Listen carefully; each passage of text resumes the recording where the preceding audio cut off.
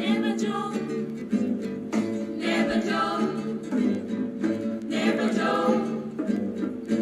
Oh, money, never money, never money, money, never money, money. I know what you conniving money, money, never money, never money, money, never money, money. You can keep your conniving money when you've been up for a bum. You haven't tell me money. Now because your money done, you come with conniving money. When you had your pocket full, you haven't tell me money. Now because your money done, you hustle for tell me money. Yes, money, never money, never money, money, never money, money. Now know what you conniving money. Never, never joke, never, never joke, never, never joke. That's all the money that me walk for. A 2 pound note and a get up this. A 2 pound note and a get up this. A 2 pound note and a get up this. That's all the money that me walk for. I said money, never money, never money, money, never money, money. Now I know what you conniving money. Oh, Joseph.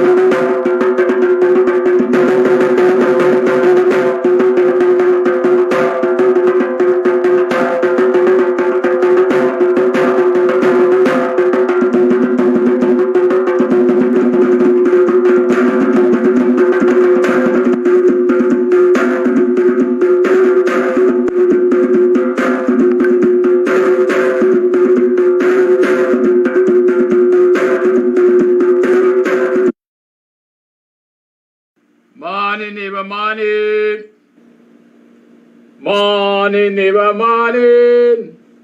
Welcome to another program of BUXTONIAN Morning Time. I am your host, Kidaki Amsterdam. It is now 7 hours 19 on the 14th day of the 12th month in the year 2022. That's the 14th of December 2022. How many of you remember this song? Well, I don't know how many of you are grounded in the countryside and folklore and folk songs and so on. Makantale money done in the country. Makantale money dono. Dono makantale money dono. I know the story. Makantale, you know the old people, the ancestors used to teach you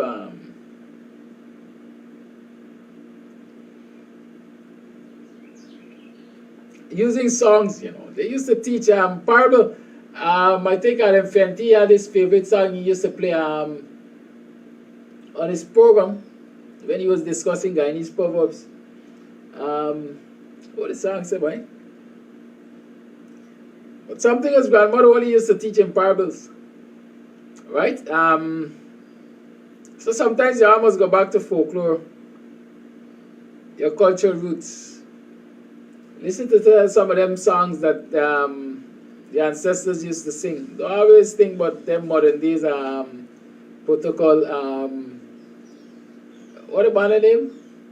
Anyhow, don't worry, all them crazy artists just sing about shape violence and things. There are lots of other things that people have sung about in the course of history that are educational and instructional. Good. Strange enough, I don't know if it's strange, I've been inspired this week to talk to us about money. And so all week are talking about money. Today again, we're talking about money and business. Share the life, share the life. This kind of information you're not going to get anywhere free. As a matter of fact, I see somebody suggested, Mr. Amsterdam, why you don't open a consultancy? Come on, man. You know, in Buxton they say Amsterdam like money. You ask oh, Lord, you ask any Buxton, they're going to tell you, who, he? Kidaki? Kidaki like money. I am repeating, I don't like money. I love what money can do. Right? I love what money can do. And in as much as I love what money can do and I recognize the importance of getting money, I work hard. I work very hard. Those people who are around me will know how hard I work. But many of you are asleep. I am working. I'm working my mind or I'm working my body. I work hard, very, very hard. That's why some days I come here and you don't even know the struggles I have to keep my eyes open or to keep this brain of mine functioning. Share the life. Share the life. And so when the suggestion is, Mr. Amsterdam, why you don't open a consultancy? You have a consultancy right before you. What you have to do is get into my inbox now, get into my WhatsApp, 6225933 and say, Mr. Amsterdam, all them ideas you've been sharing, I have an idea of my own. Can you help me to fine tune it? I'm going to pay you. You know, no, if you guys suggest you're going to pay me, you know. Right? You have to suggest you're going to pay me. Because again, I'm repeating this thing which I said to you. DC Guyana has been the mentor, or is the mentor for many of us, a whole host of us in Buxton. And among the things he has taught us is really service to community. Be servant leaders. Serve your people. Serve your people. There may be benefits, or there are definitely benefits which you will have from serving your people. But you don't have to burden your people with a financial charge if you're really serious about helping them. Right? Serve your people. Here it is, I'm talking to people about starting small businesses, micro businesses. And I'm talking about charging them for consultancy, giving them guidance how to start this business. Sometimes they see capital, how they start the business, and get the idea without you. Huh? They end up with the idea, but they have no capital because they have to pay me to get the idea. Right? That's how I see it. Yes, it's sound advice to start a consultancy. Thank you for your confidence in the advice that I've been giving. But this is the people's consultancy. I have a consultancy here. you can feel free to ask me questions, and I will respond according to my knowledge. And those of you who recognize that this is information that people ordinarily have to pay for and pay a lot of money for, and you can afford it, then send something. Put it in the Cash App. Say, Mr. Amsterdam, this is for the good financial advice you've been giving to our viewers and our people. This is for the inspiration. This is for the encouragement. Those of you who have been able to use some of the ideas I've been giving over time and you're now making some money from it, send a help, send a token. Mr. Amsterdam, I send you $100,000. This money here is part of my proceeds, part of my profit for the last year or so. Because remember, you to tell us that we can do X, Y, Z to make some money. And boy, did I use that idea. I used that idea and it really worked for me. Right? It's called, what do you call it? I think the Americans will call it paying it forward. Come now, man, I gave you something, eventually you're making something. You could always give back something. And the funny thing is, it's not always, according to them, the good book again, it's not always who you bless does bless you, you know. Right? And so sometimes you're giving these ideas to people, like I'm doing. And it is not those people coming back to say, thank you, Mr. Amsterdam, we're making some money, so all a blessing. Blessing, Rastaman call it a blessing, all a blessing. Right? No. But those people might be blessing somebody else from what they're making. And then somebody comes out of the blues that got a blessing from somebody else and doing well enough. I say, Mr. Amsterdam, I'm going to bless you. Right? So I don't have to put up a consultancy sign and say, hey, this is a consultancy. You got to pay for this information. Nah, I don't always got to go so. Right? It doesn't have to always go so.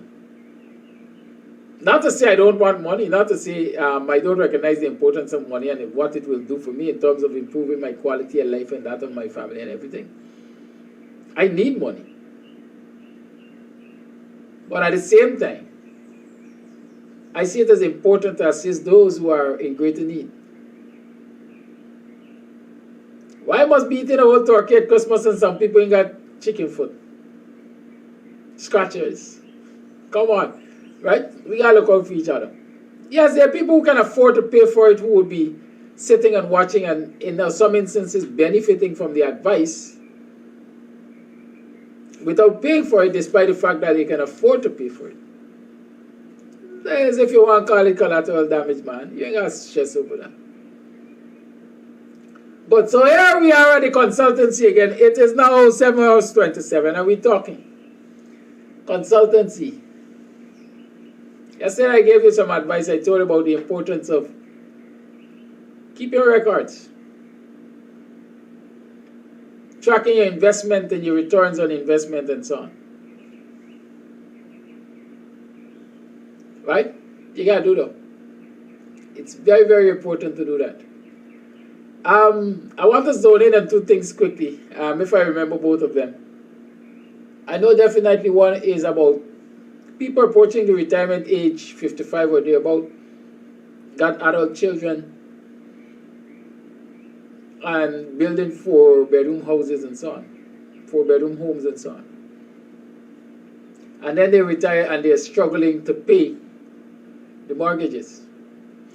Now, these things can happen, they do happen, they happen a whole lot.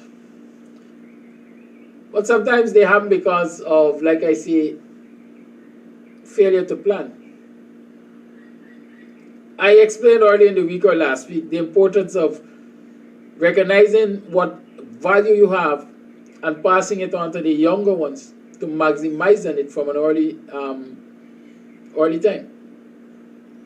Because if you were to take your transport, your land title, and put it in your 20-year-old son's hands, and say, my son, I am working.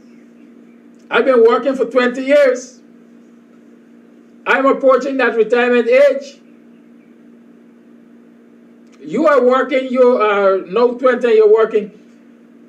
I'm going to put this title in your hand, and I will walk with you to the bank, and I will go through the processes with you at the bank, so that you can get a mortgage or we can get a mortgage. But are you being the younger one, you have to understand that this mortgage really is on you. I will do my part because I have accumulated capital or equity, as they call it. I can contribute to this mortgage and ensure that you get it despite your 20 years young. Because I still have X number of working years. And the bank will consider that I have X number of working years and you have X number of working years.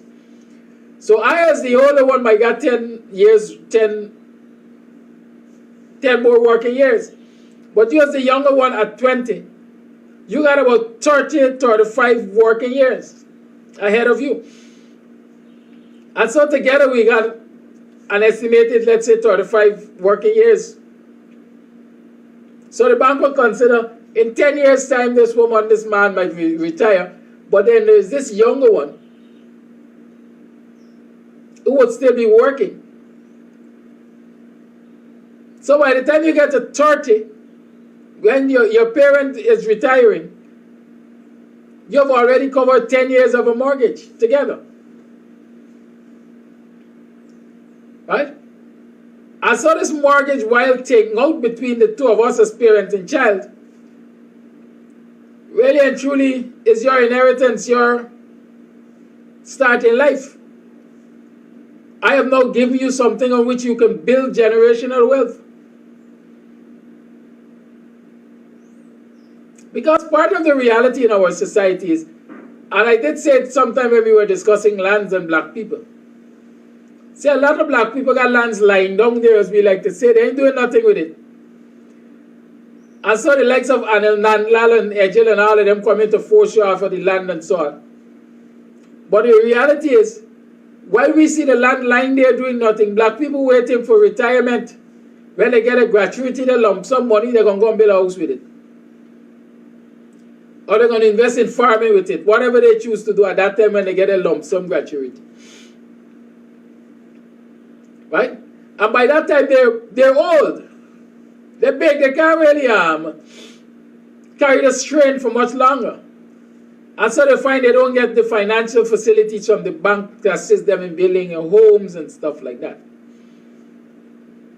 But if you take the approach of passing the baton or sharing the baton with the younger generation like I'm suggesting, then we make it much easier for ourselves. Yes, there are those concerns of young people abandoning older folks because they control the wealth and so on, or the assets and so on. There are those concerns.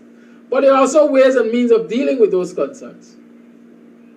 For example, both of us are on a mortgage. How are you going to put me out? I'm part owner of this property. And that might be the only reason why the elder must be on the mortgage. To secure their place. Right? So these are things that we can consider. In terms of, because again, this is another angle I'm giving you.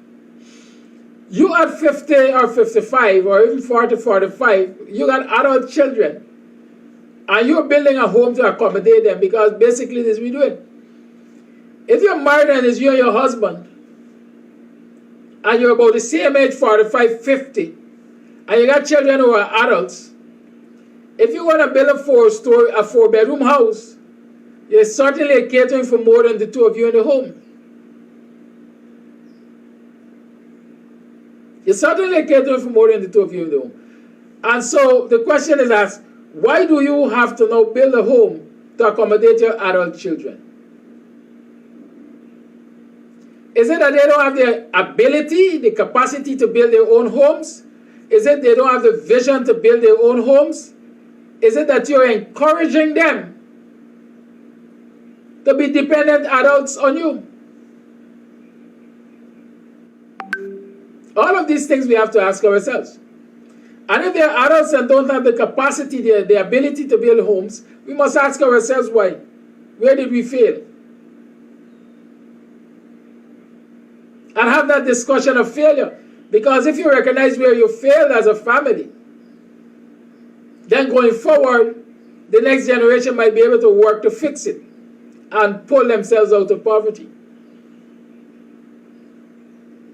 Good? I usually ask myself, because when I look around I see it.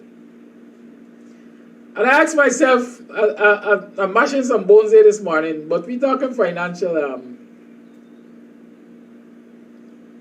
growth, and so we're talking money and things there. All of this is a money discussion because you got to talk about some of the unpleasantries so people can recognize them. You might see me talking to you, and so if you see me talking to you, it influences you to make a change. I'm happy for that. I always ask myself why it is in black families you find 4 or 5 generations living in the same house. The same cottage.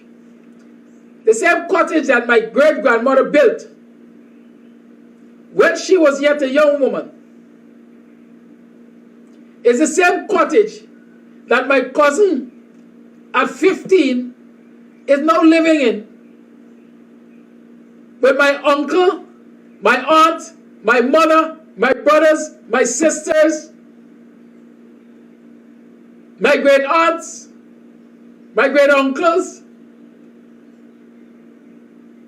There's this big intergenerational mix-up in this cottage that my grandmother built or my great-grandmother built. Why is it? When you look in black communities, you see this happening a whole lot.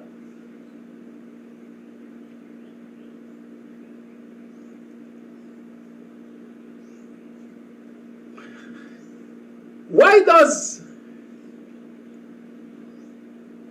your mother or your parents, let me say, why your parents or why my parents have to live in the same home with my grandparents and their siblings and their offspring? It says something is wrong with us, right? Black people don't move out. Huh? Black people don't move out. Something is wrong with us. What is wrong with us? I think they say it's the eagle after the 3rd day, I think, that kicks the eaglet. Is that the word, eaglet? Or hatchling out of the nest. Go fend for yourself after the 3rd day. Or something like that. Kick them out of the nest. Black people have a way of, I guess it might come from the plantation mentality of all of us being in the same loggia or whatever they call it back then, the same slave quarter. But we don't move on.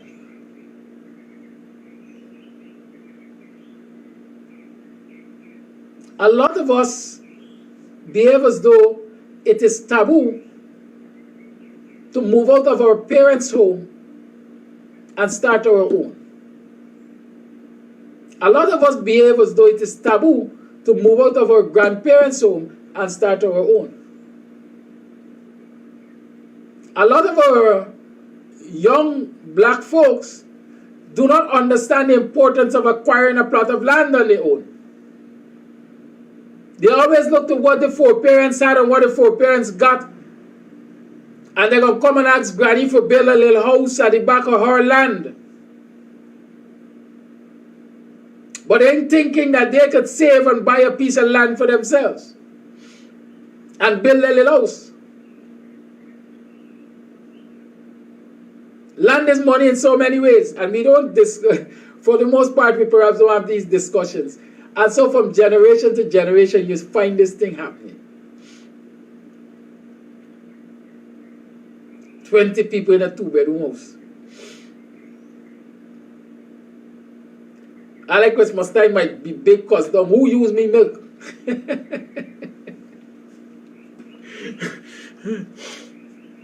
It sounds joking, right? It sounds like a joke. But this is seriousness. Right? Yes, they're just saying, mother has, father has, but blessed is the child that has his own. That's what I grew up learning. Right? So regardless of your inheritance, you must always tell yourself, I need to get on my own so that I can give to my next generation. Right? Let's always keep that in mind. So I'm touching on this unholy relationship, if I can call it that, this very unpleasant situation that a lot of people can say, Mr. Amsterdam, yeah, it's past for you, why are you doing it? Or you always minding people business. Why you don't mind your own?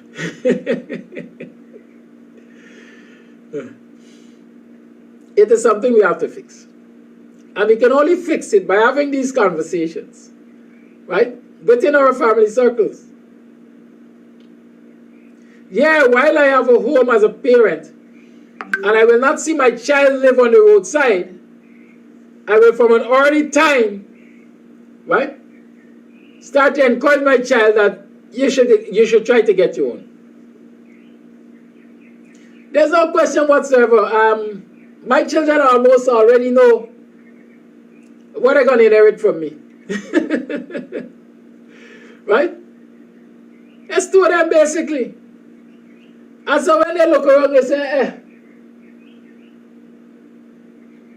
them two old car, I gotta get one, you gonna get one.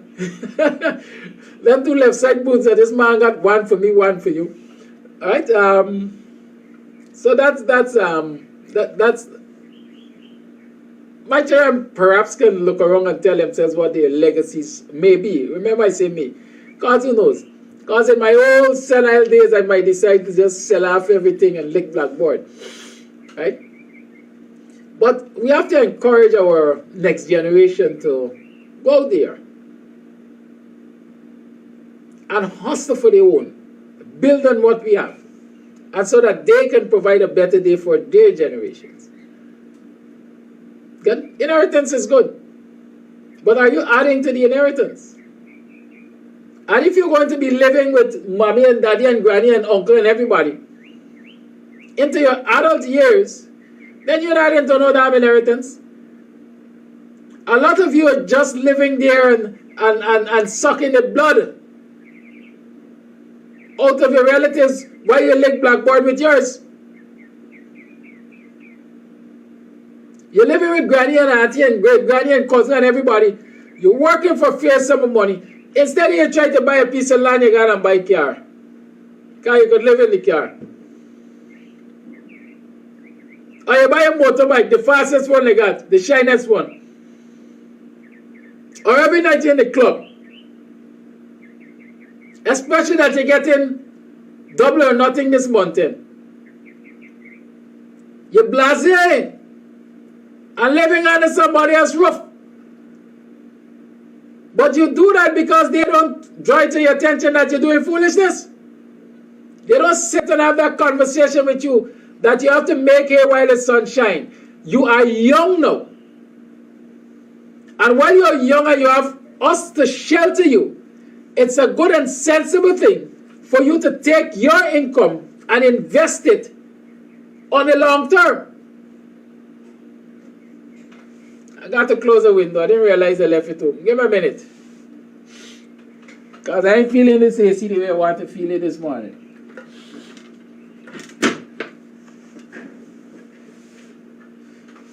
Right? So you gotta buy a car. Well, how many of you believe a car is an asset? Serious gaff now. How many of you believe a car is an asset? Car is a liability unless you're using it for commerce. If you have a car, it has to be maintained. It has to be fueled. It has to be serviced. It depreciates in value every day. It's only in Guyana cars appreciate in value, you know. In Guyana, you get a 20-year car and you sell it for more money than you buy it for 20 years ago. They tell people, but you put in music and you put in that and you put in that. It depreciates. So you take your money and you go and buy a car. And all you're doing with this car is floss. You drive to work, you drive home. You go in the car and you hang, and you put your Hennessy bottles on the trunk with your cooler and your cups. And that's what you're using this car for. And disturb the neighborhood because, like I say, you put in a big set. But when you look at the fact that, when you look at the value, the cost you acquire this car at, the cost of all of these improvements that you do to this car.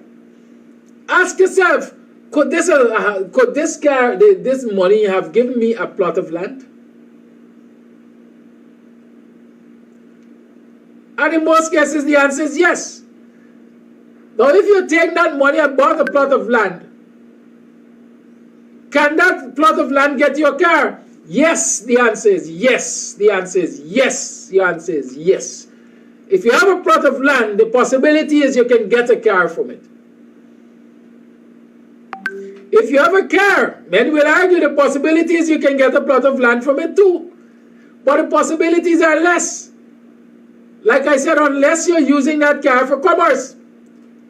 Let me break it down for you. If the car work in taxi, it can bring money. It can bring day-to-day money too. You just have to manage it and it can get you land. But it's a riskier investment. Because it could crash into a pole, it could crash into another car, it could break up in the twinkling of an eye. And all of your investment gone down the drain. You could flood a land. It's still not there any water gone. Good? And so, land is much more of an asset than a car is. You can use that land as collateral to approach the bank for a loan, short, medium, or long term, and you can acquire a car. Put me in your position, I will use my land to acquire a loan to build a home. And even if I am allowed to live with granny and mommy and uncle and everybody under their roof, I will still build my home. And if I choose to live with granny and uncle and auntie and all of them, then I have a home that I can rent to somebody. And that rent will pay for that home. That rent will pay the mortgage or a part of the mortgage.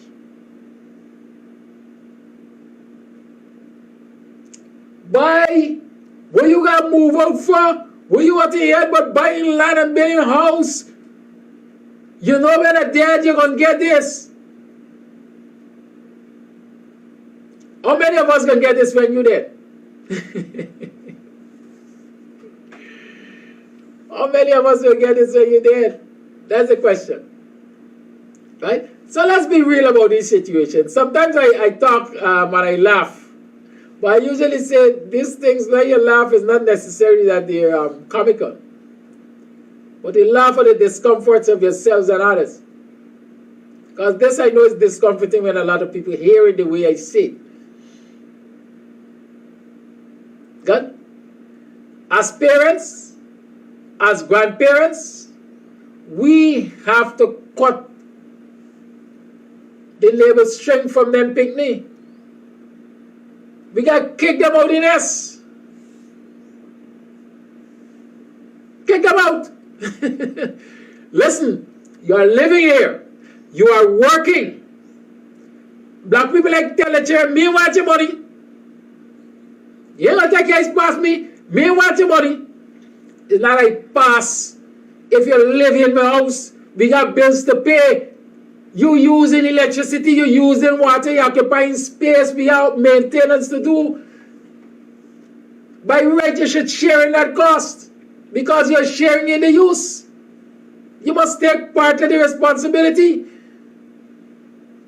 If I choose not to take your money for that, then I can tell you, me want your money.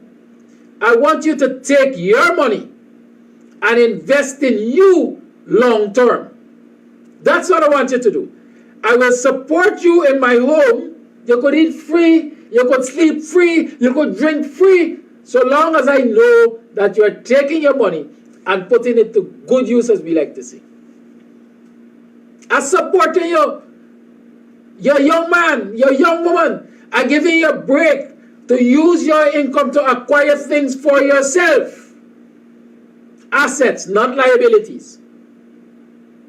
What else you could want? Question is asked many times. How this little coolie boy that got same age with me, got so much more than me.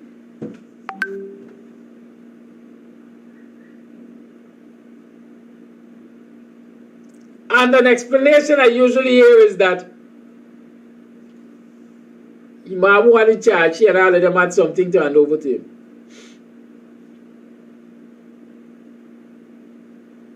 Right? Them all the people had something to hand over to him.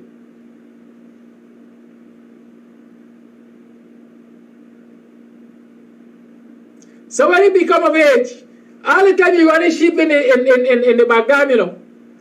When we pitching marble, all the time he milking and selling cow, milking cow and riding around on a big bench selling milk, you know. While we playing gum. And he never got time for play gum. He always in the garden or something, you know.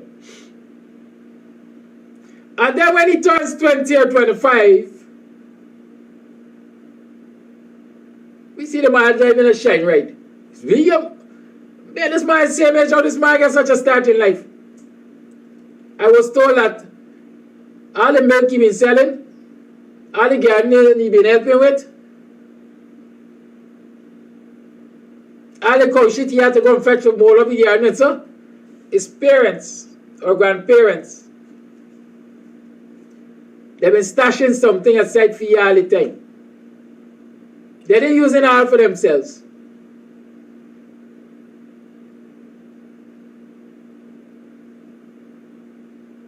If I can understand, it's a cultural thing. The cow you own, buy. The cow you own.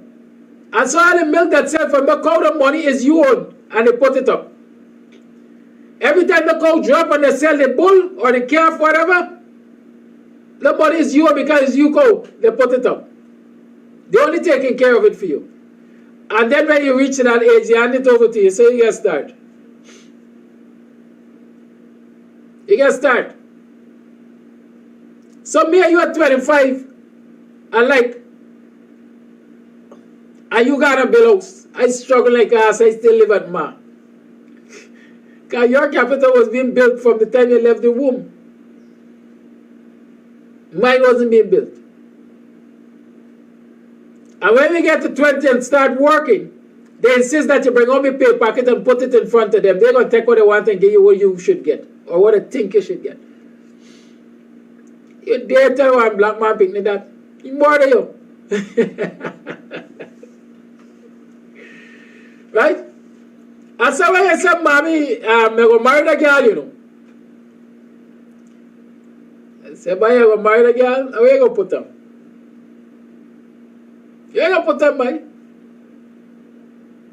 Hey, take this. All this bamboo. I'll get piece land down, they're going to build a house. It's not always the case, but it's an occurrence, it happens.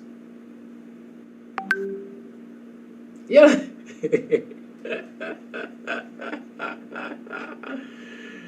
Well, anyway, listen, let's marry in a bad mood. You know, one of the things that I use in a strong word, pisses me off when I look around my community and other Afro-Guyanese community. Since I was a little boy growing up here, if you want my bird, you gotta get cage. If you want my bird, you gotta get cage. In other words, you can't catch no bird and turn up with it at home in a paper bag and say, you want a cage. You gotta get a cage before you're gonna catch your bird. But you gonna house this bird if you're catching it. And you're in a cage. Don't come in my house and do stupidness. Let's transform that to man and woman relations. You looking for a woman. You, my son, looking for a man. And you're in a house. You, my son, impregnating somebody's child, and you're in a house. And you make no provision where you're going to house this woman and this child?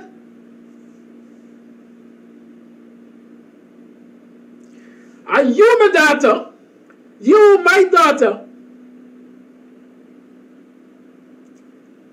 courting a man, a boy, by the way you want to call it, that ain't a house, that ain't got no plans to build a house, that ain't know where you going to put you. His only intention is to carry you to his mother's house when she ain't home. Like my son's intention is to carry the girl to my house when I'm not at home. So where are you going to carry this picnic? Where are you going to put this family? How you are going to remain a family? When you live in at Ma, she live in at Ma. Obviously, she get pregnant, she make picnic. She might still be living at Ma because Ma might not kick her out. But you're not there 24/7 to groom that child. And so we got some problems in the society. So what pisses me off? Let's get to what pisses me off really. Watching a young man go to live at the home of his woman, his girlfriend, his child, mother, whatever you want to call her. There is nothing under the sun, I think, that can aggravate me as much as seeing a young man going to live at his in-laws. It's a failure for me right away. That's not man. He failed. Opened himself to a lot of pass. And he has failed his girlfriend, he has failed his child mother, he has failed his wife, whatever he calls her. Because if you want to catch bored, you got to get caged. And so as long as you reach the age, you tell yourself you're at the age where you want a woman to settle down with.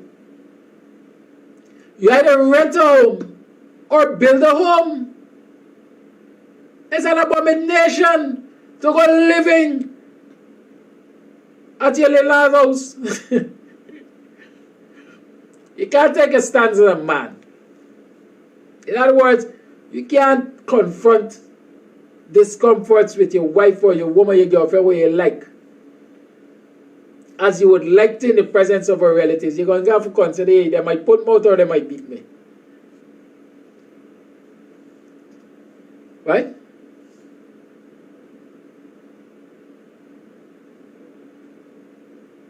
Good? An uncomfortable fact. I am of the opinion parents must not allow their children to bring their man for live in the house. You want man? Fair enough, you come protect man. Man come protect woman. But man must provide for woman. In this modern time, we said the two of them must knock head together and provide for themselves. Right? I will first allow my son to bring his wife, his girlfriend, whatever, to live in my home. But me daughter not bring no man to live with me. And you know, you know what? You know what's the other side of that? By the time my daughter is ready to look for a man, or have a man look for, I might be in a position to say, well, girl, this house is yours. But you think I give you your house for bringing a man for living?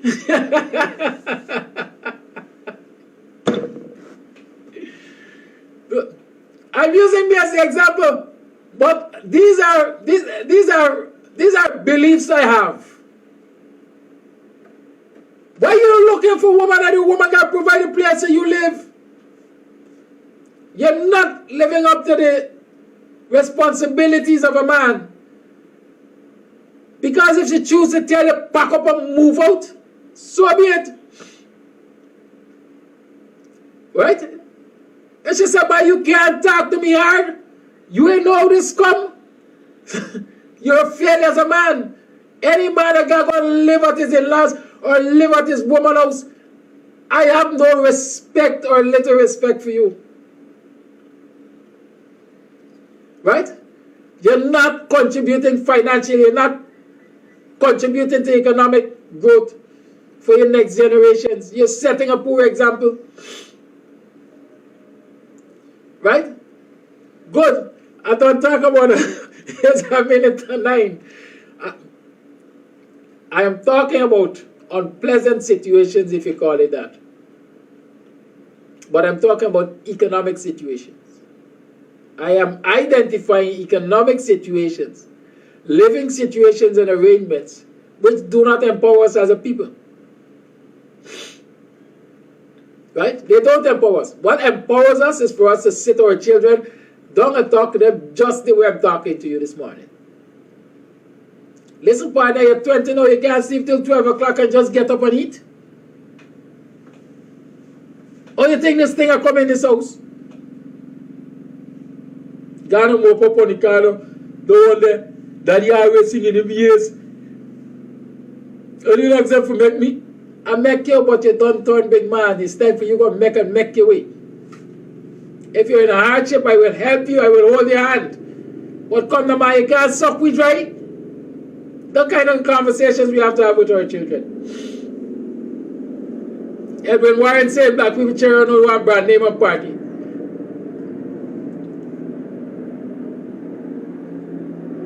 The home, the family is responsible for socialization. I had a particular topic to talk about this morning. It looks as though we'll talk about that tomorrow. All in the line of business and business development still. We're still along that line. This week is what we call it, economic empowerment week perhaps. Because you're going into Christmas. I want y'all to spend this money and do stupidness. So I'm talking to y'all about all the negatives. The home, the family, is the first teacher of the child. They're responsible for socializing the child. Socialization is that process by which you teach your children, your family members how to interact with society, how society operates. It starts at home. And so when you're going to tell me that black people children only like brand name, I said it's because black people teach their children to like brand names. Black people teach their children to like brand names. I got a 4-year-old, 5-year-old son, and the mother gonna tell me that the only thing she wants for his son wear is a Nike or Adidas or whatever the popular brands. And it's my child's birthday. And I want to buy a Nike suit for him. So from head, from my head to bottom of foot, he wearing Nike.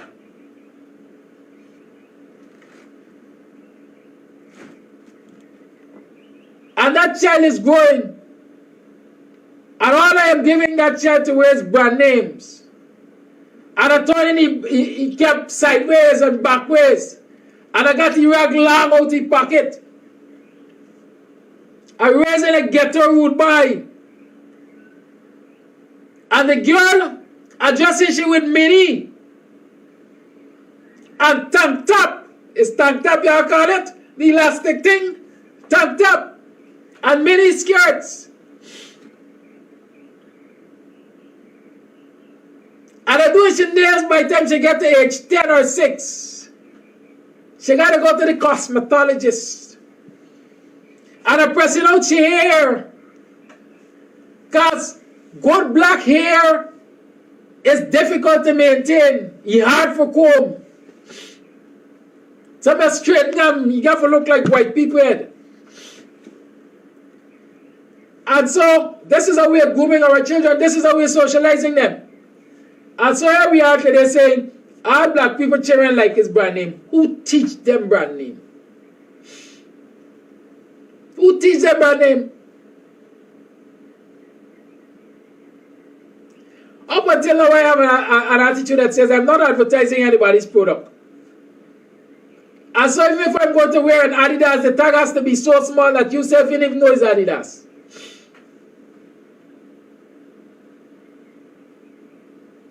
Y'all ever see me in brands? Huh? If you see me in a brand, somebody must give me it. Or the fact that you can recognize the brand suggests that somebody presented it to me, because I will not go wearing anything that will advertise the brand.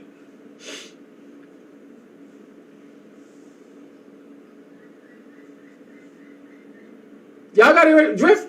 So don't let us just wake up and blame our children. Black people children like brand name. Black people socialize their children to wear brand name. You see me brief? You see hands I wearing?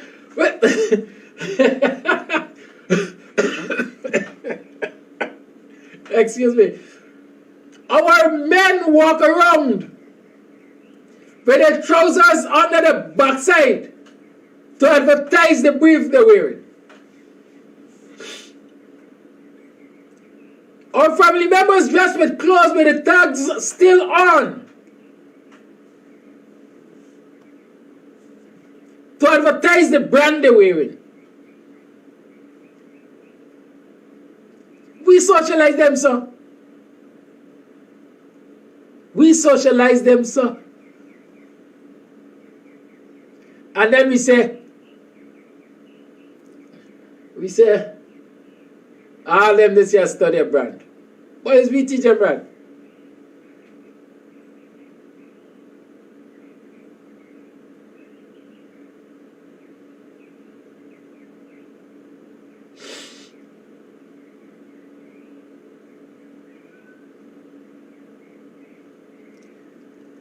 Ethan just telling me don't bypass and negate the fact that our competitors, I want to call them that, the Indians, they don't do and continue to do a lot of nefarious things. They are noted for being dishonorable and dishonest and so on. Yes, that's a fact. But does it really benefit me to cause their vices? Or there's more benefit in identifying their virtues and using it? Smart and causing vices. I'm identifying virtues. Let's use them. This is a vice in the Indian community, you know. I don't know if it still happens. In the past, grandfathers especially used to borrow bank money, invest in business and so, and then commit suicide. It has been established. It was one of the ways used to get generational wealth for the family. All the family members used to commit crime for big money, do their time in jail. The family invests the money wisely, take them out of poverty. Those are vices. But in the Indian community, those are also seen as virtues. The Hindus, for example, believe in reincarnation. And that belief is wherever I die, that is where I will pick up from when I come back. And so it's important that I don't die a pauper. So when I come back, I'm going to start from my position of economic or financial wealth.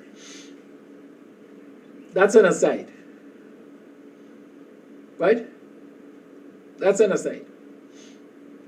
So we have to start from an early age to socialize our children. That's all I'm saying. So first and foremost, recognize something called delayed gratification. Before I spend $60,000 on a suit, an outfit for my 4 or 5-year-old child,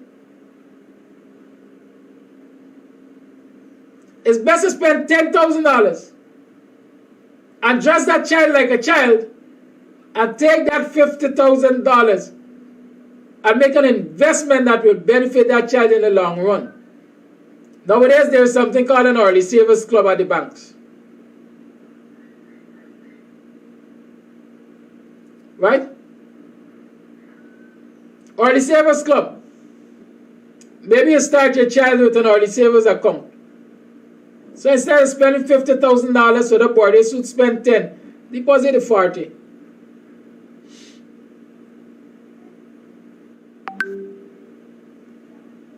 How about that? Can we do that?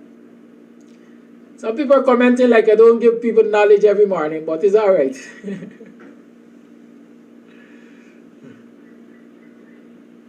Right? Yeah, Beverly Cyrus, you have a point. Not all black people teach their children brand name. But I responded in a generic way because a generic statement was made. I never taught my children brand name, honestly.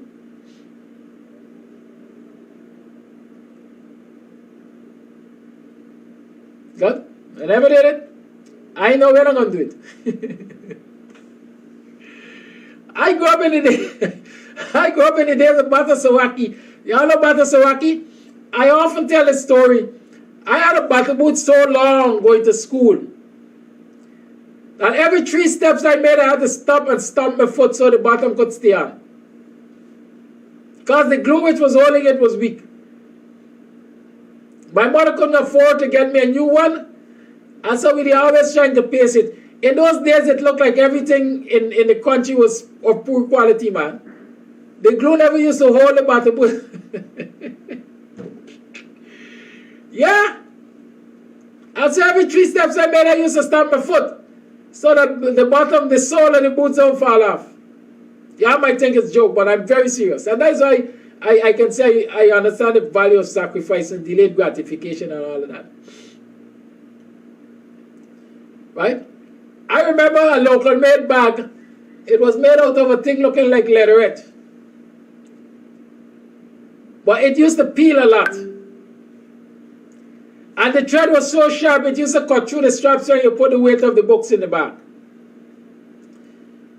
And so my mother got me one of those bags, and very early in the term I had to start hugging my bag under my arm to go and come to school, go to and come from school.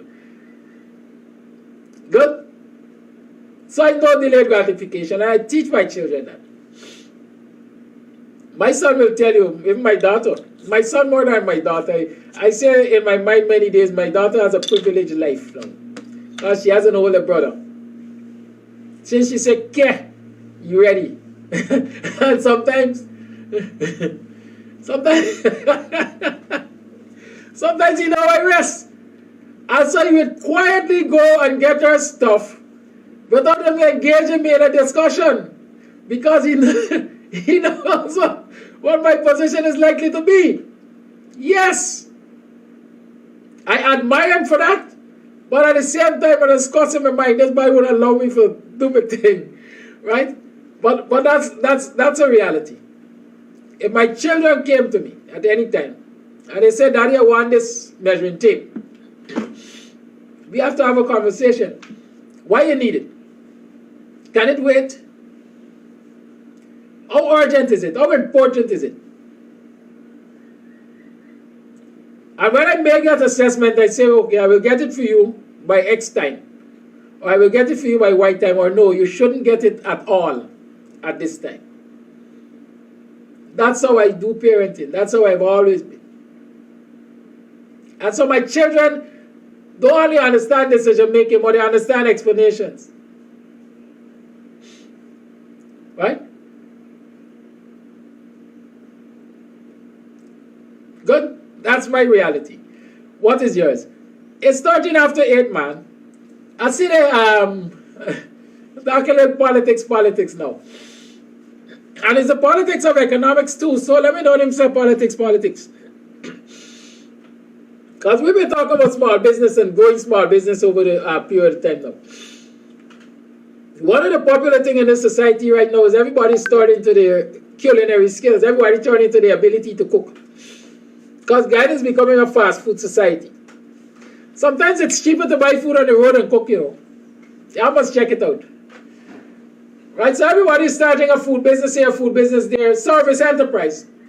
Because like I usually argue, when society is expanding as Guyana is expanding because of oil wealth and so on, you have more foreigners in your society looking for accommodation, looking for boarding, looking for lodging, looking for entertainment. And so people perhaps recognize the need for more of these services. I saw a lot of people showing up here and there and so on with a caravan, a food mobile, and selling food. We have the people in front of New Market Street in front of the hospital. They have been there for years. And one man see been there 40 years now. Selling, they've been plying their trade there. And I believe if there's anything such as an ordinary street vending area, orderly, it is in that same New Market area. But what did we see over the last couple of days?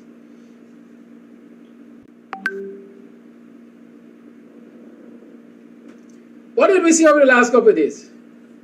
The bishop issued an edict.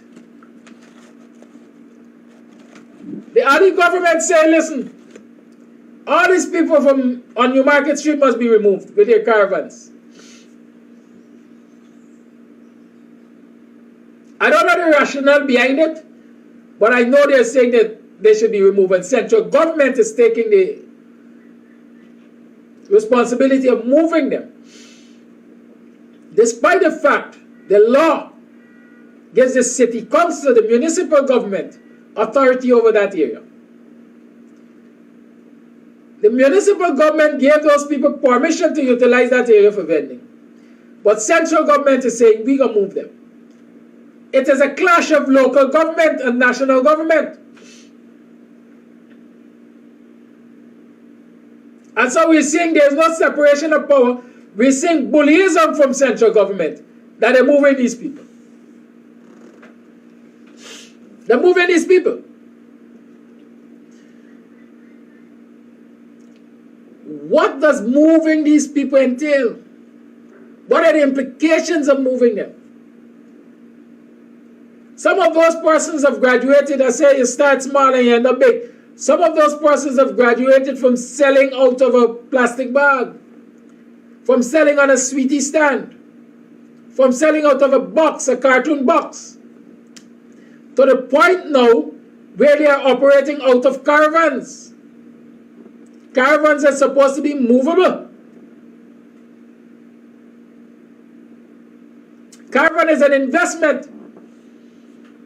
The average cost of acquiring a caravan, dependent on size, is about $400,000. Many of those people who have caravans out there have a debt of some sort.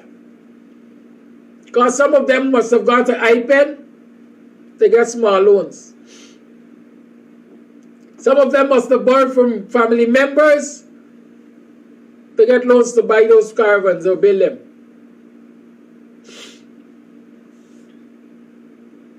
And so these people have expenses, they have liabilities because they're operating businesses. Every business got a liability. At a critical time as this, government decides we're going to move them. We're going to shut down their business. It's a political as well as it's an economic decision. And based on the undercurrents, it is also a racist decision. Because my understanding is the administrator of the Georgetown Hospital is the one who was identified and said they must be moved. This is the same administrator that put Lycan out of business. Because as soon as he took over, he discontinued the contract, the long-lasting contract, the generational contract that Lycan had with the government of Guyana for fetching decomposed dead. Government dead, as we call it.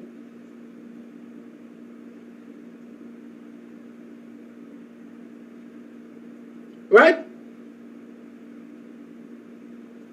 So there's an effort, one can argue, from the offices of central government to further oppress a particular class of people. Let me call them poor people. by shutting down their economic operation in this crucial period of time. And when they shut it down, then there are a lot of issues which will arise from that.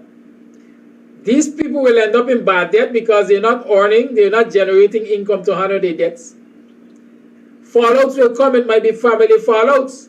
Because cousin or cousin and we gonna cuss up and we gonna fight up, we gonna chop up for we money.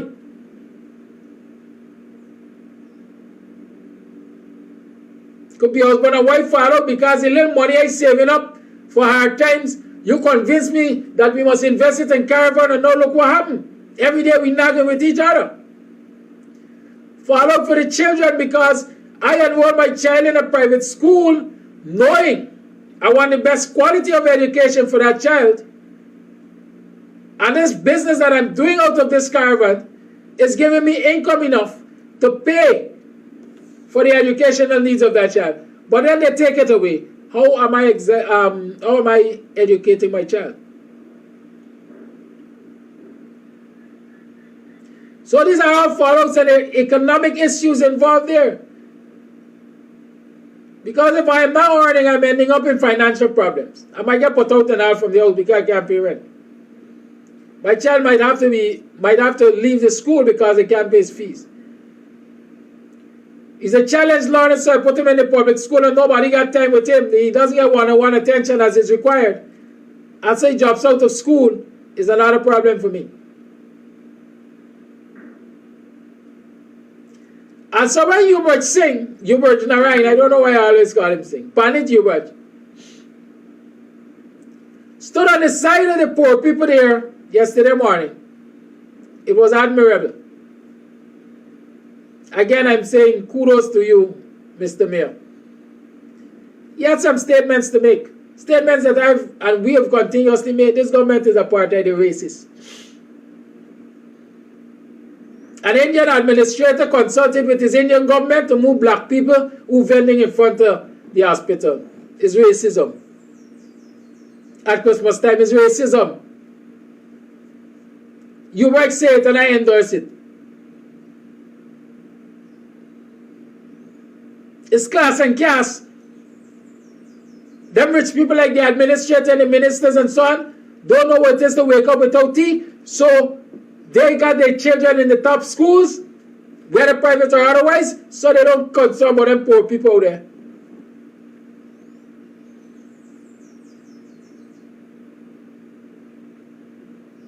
And for that they want to arrest Hubert because he calls it for we sees it as racist and oppressive. He had another point of view on this situation. And again, it is something we spoke about before. Are we soon going to live in a Muslim state? Because from the time the PPP took power, with Ali as their president, the Muslims are dominating the economy that comes from the government sector. The majority of beneficiaries for contracts are Muslims by religion. The majority of them are Indians by ethnicity. But when you go and you check religious allegiance, if I call it that, a whole host of them are Muslims. The mayor is a Hindu. The Ali government is refusing to engage with the mayor. He raises a question. Is this because of religious differences? They're offended for that. They are offended for that. But is the evidence out there to suggest that there's a religious dimension to the discrimination and oppression and lack of respect for authority that is happening in this country? I dare say yes. They're going to ask for the evidence. I'm sure we have presented enough. The lines are open. 6225933 is the number to call. It's 23 past 8 o'clock hour. Tomorrow, hopefully, I'll take the opportunity to talk to us about branding and registration of business and advertising and so on. Those are important aspects of small business too. Because if I buy a quality planting chip, I must be able to remember the name of the brand of the planting chip that I buy. And so when I want planting chip, I ain't going to be eating any planting chip anymore.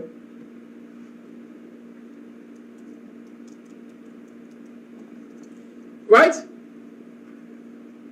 I know that I found the brand of planting chip named Huaha.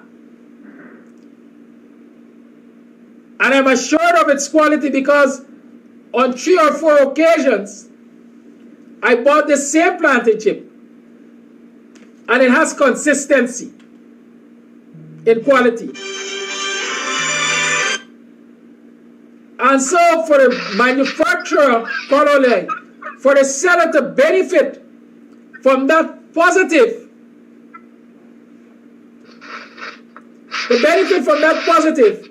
I must help my customer to identify my product easily. We're going to talk about that. The Shivanandan said I'm calling his name. Dave Shivanandan said I'm calling his name. I'm speaking to him by his name. The man ain't got such a dirty ring, I dare not respond to it. Any moderators on this program, block Dave Shivanandan for me. Just for the mere disrespect. Call it live, good morning. Good morning to you, Kadaki. Kadaki, when are we as African Guyanese is going to stop allowing this racist government to bully us every day of the week? We need to get together as leaders, especially you and Dr. Hinds and others, and start having African Guyanese contractors taking their name down and going to the government and telling them that we need part of the pie too. We can't allow this every day. I am sick of it. I mean, I'm in the States, but I'm a Guyanese too. I am tired. I'm not the only one tired of seeing this injustice every day. When are we going to get together and stop this nonsense? Thank you. Thank you, caller. I don't have the answer. I don't care to answer.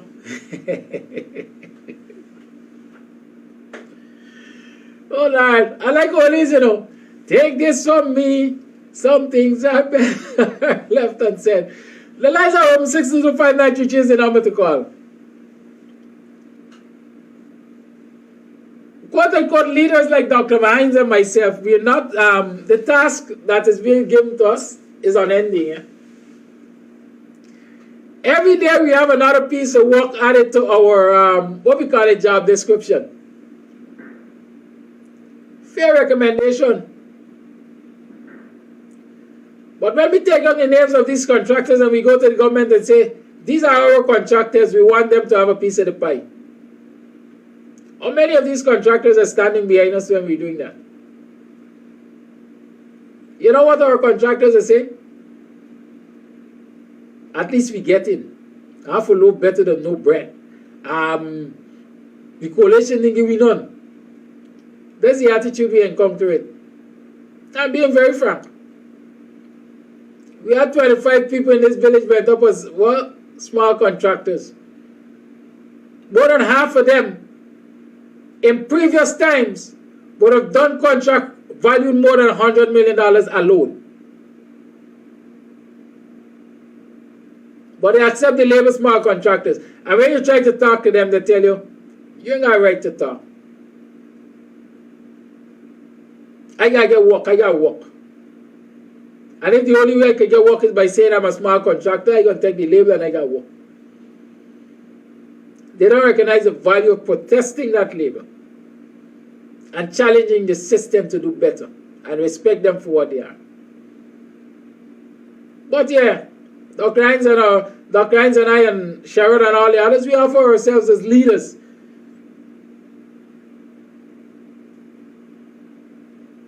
So we're tasked with going and perhaps do the near impossible perhaps, or, some things are better left unsaid. These are the things I don't like to see, and that is why most times I choose to shut my mouth.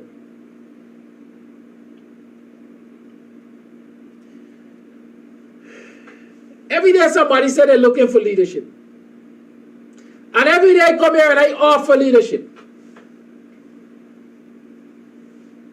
Every day Dr. Hinds from Tuesday to Friday, at least on social media, offers leadership. But people still come and tell you they're looking for the leaders. Well, the leaders are looking for the followers. We are looking for the followers. We are looking for the people who we think we can lead, or the people who we think we are leading. Where you are there?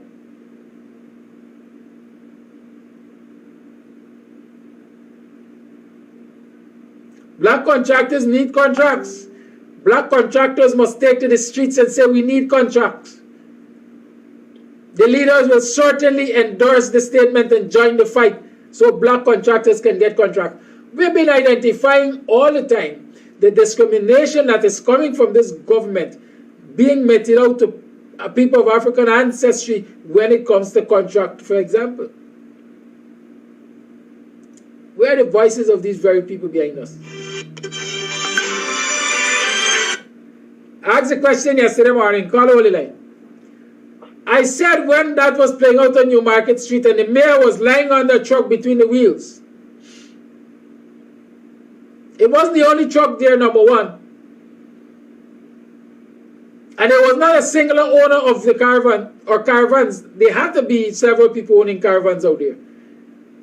Why a vendor or vendors weren't under each truck lying between the wheels? The mayor fighting for them. Where were they? Yeah, they're being wrong, right? Definitely. But were they lying under the trucks too? Call it live, good morning.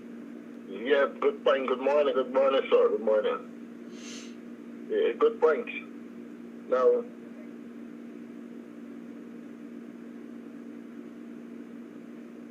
Caller? yes. You're live. We're listening to you. That's a good point. And now, the situation.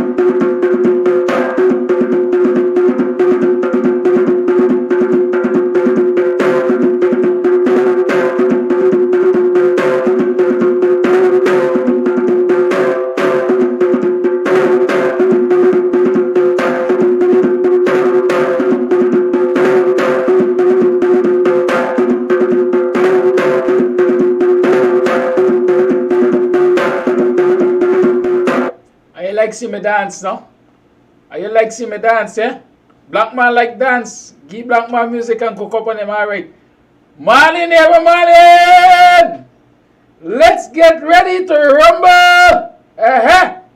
Some people want to say sleep good tonight. Last night, I mean. Good morning, how are you? How were you yesterday? How are you today? Have you seen any improvement in your quality of life? Have you seen any improvement in the quality of life in this country? How are you today? Were you able to make some money yesterday? Money makes the world go round. Were you able to achieve some of those set goals yesterday? I do hope you did. I also hope you had a restful night. I hope you are re-energized today. You are re-energized today. You are re-energized today. I hope you have determined in your mind, listen, this nonsense must stop. And today I going out in front of the coach at 9 o'clock. 8:30 I was told. I hope you have determined that you will go and support the struggle in front of the coach. 8:30 this morning, Georgia Magistrate Court. They're taking the mayor to court this morning, yeah, for inciting and exciting and stuff like that. I don't even remember all the ites. But in short, they're taking the Sharon.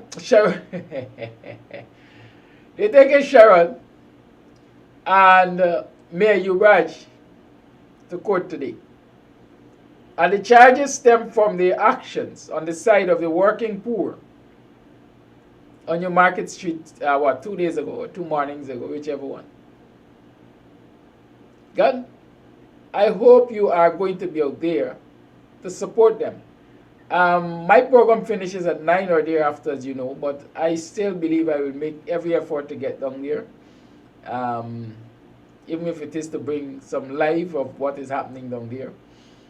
I know it's a daunting task because the commute from Buxton to Georgetown usually at that hour of the morning is difficult.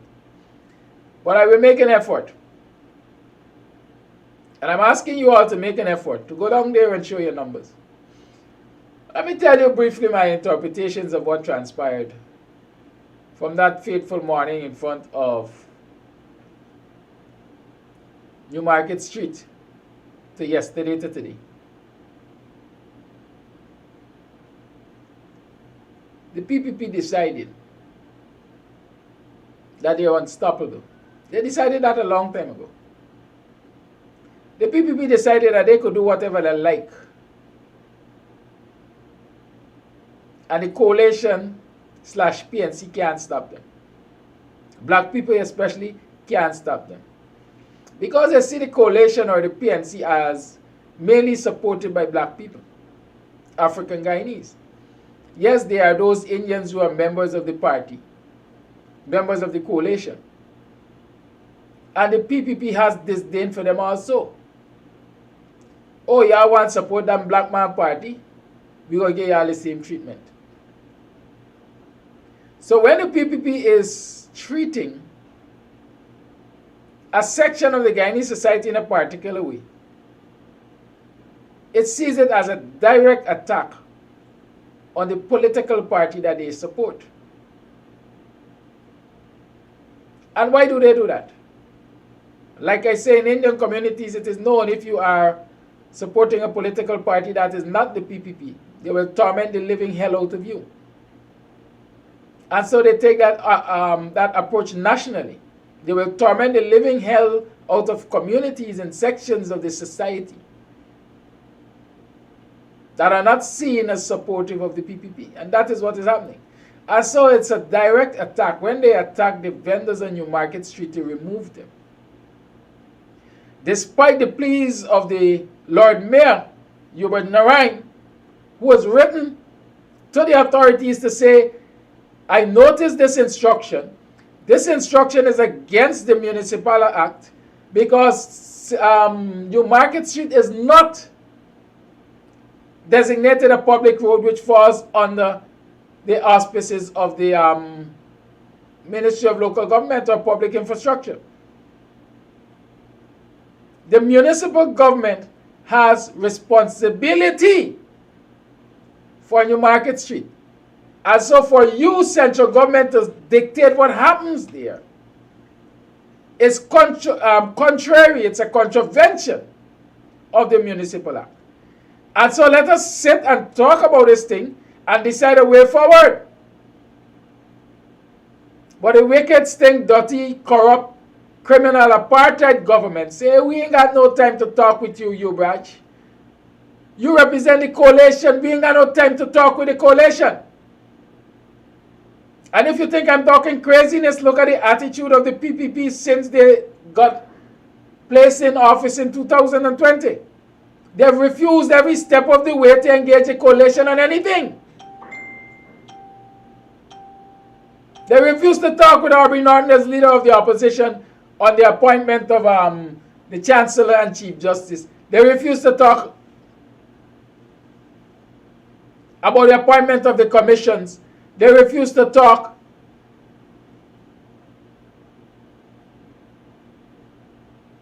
in select committee about the amendment they were going to make to the Natural Resource Fund Act. They have refused every step of the way to engage the coalition representatives.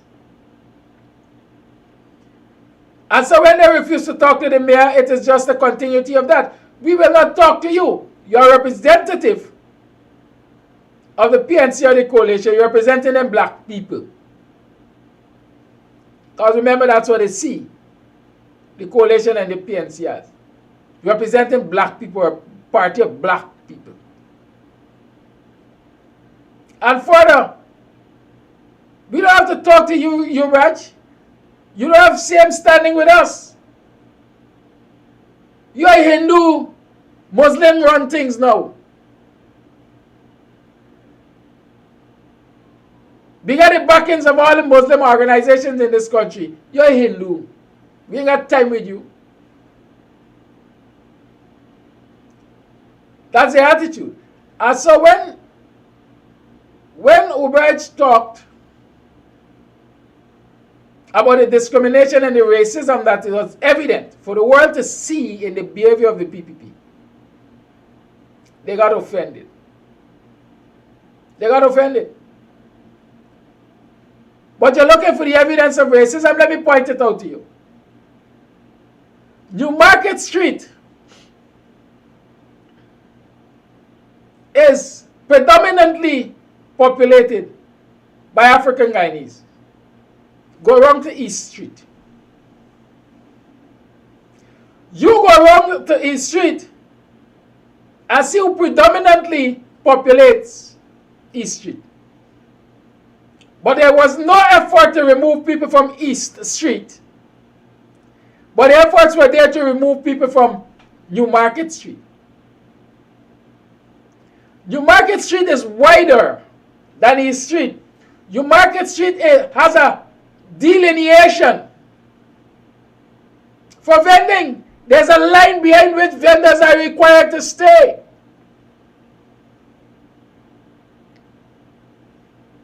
Don't tell me that the remainder of New Market Street is too narrow for ambulance and other emergency vehicles to pass, because the remainder of New Market Street is as wide as any other street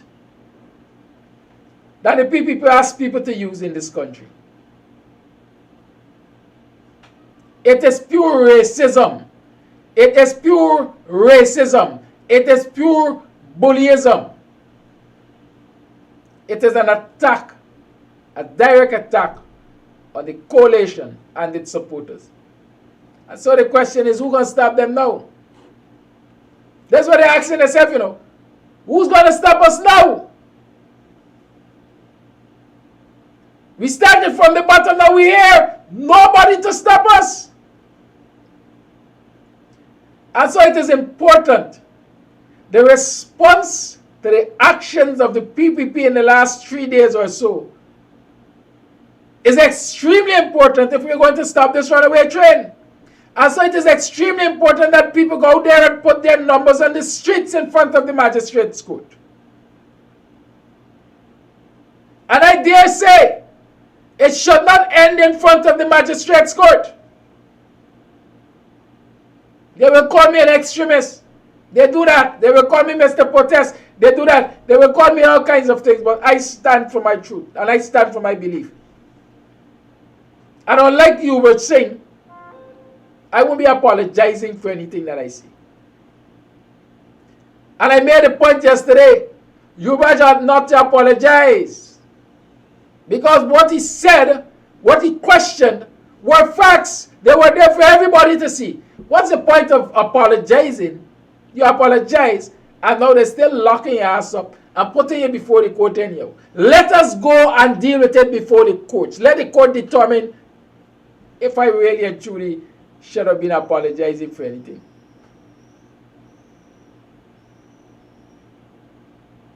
Can they see the say absence make the agro fund? It's because you didn't see me long.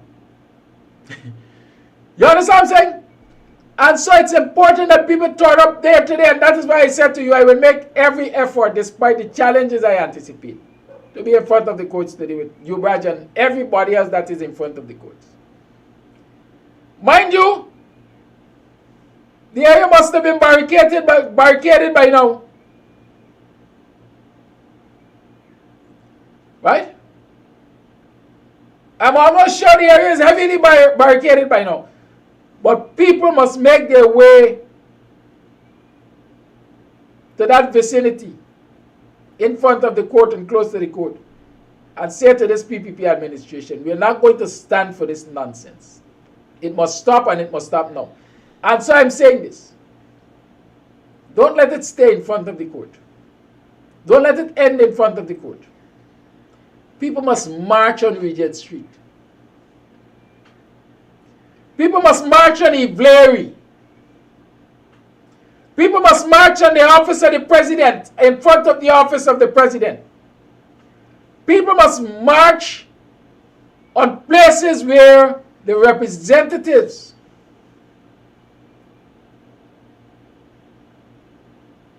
of this wicked and vindictive administration are present. The Private Sector Commission was quick to come out to condemn you, Braj Narang. We must now condemn the members of the Private Sector Commission because it is clear that they have chosen their side. They chose to stand on the side of an oppressive government, a racist government, an apartheid government, a vindictive government. And since you, as the Private Sector Commission, can be emboldened to stand on the side of wickedness, the citizens must be emboldened to challenge your wickedness. And so not only must we withhold our monies from Regent Street and the other streets that the oppressors, the enablers of the oppressors operate, but we must be in front of their business premises and protest them. Because these very members of the Private Sector Commission are standing with the government to oppress poor people are the very members, are the very business people that these very oppressed people turn up in front of daily to buy wholesale supplies to go back on Newmarket Street to ply their trade. And the oppressed must realize at some point in time that they cannot continue to allow the oppressors and the enablers of oppressors to mash their necks and then benefit from their sacrifice. No, it can't happen. It ought not to happen. I am saying again, the protest must be not only in front of the court, but on Regent Street, in front of Ivlery, in front of the office of the president, in front of Soku. The protest must spread like wildfire across the city. Because the city is gone zero. We're battling for the city. The PPP want control of the city. And for as long as we can't get control of the city, we are going to make it shitty. We are going to not work with the mayor. Because he represents two things that we detest. Hindus and the coalition. We ain't going to work with him. We ain't going to work with him because he's standing on the side of them black man. He calling it as he sees it.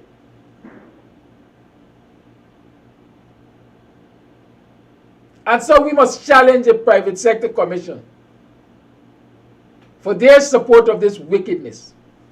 This is an opportune time. I said it weeks ago. This is an opportune time. You hit them where it hurts most, in the pockets. Christmas could be any day of the year. The jollification could be any day of the year. The feasting could be any day of the year.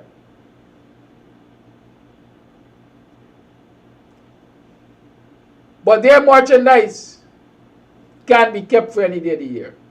Keep that in mind. Can be kept for any day of the year. All the apples that they bring, they're perishables, you know. All the bell peppers and all the fancy fandangles that they bring, they're perishables, you know. Make them perish. Keep your money in your pocket and hamburg commerce on Regent Street by being present on Regent Street as a disruptive element.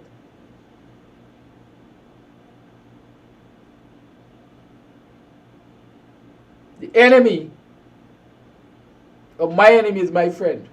The friend of my enemy is my enemy. And we have identified the friends of our enemies.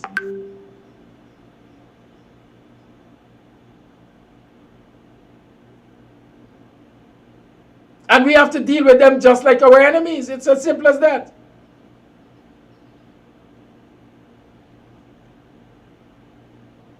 That's my encouragement to you. I saw an early comment.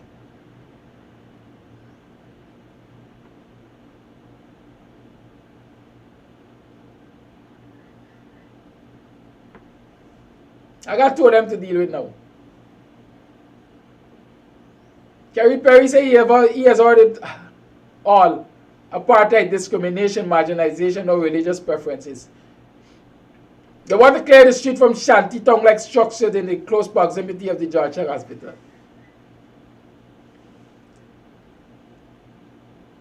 You have heard it all. Do you have any evidence to say it is not so? Do you have any evidence to say it is not so?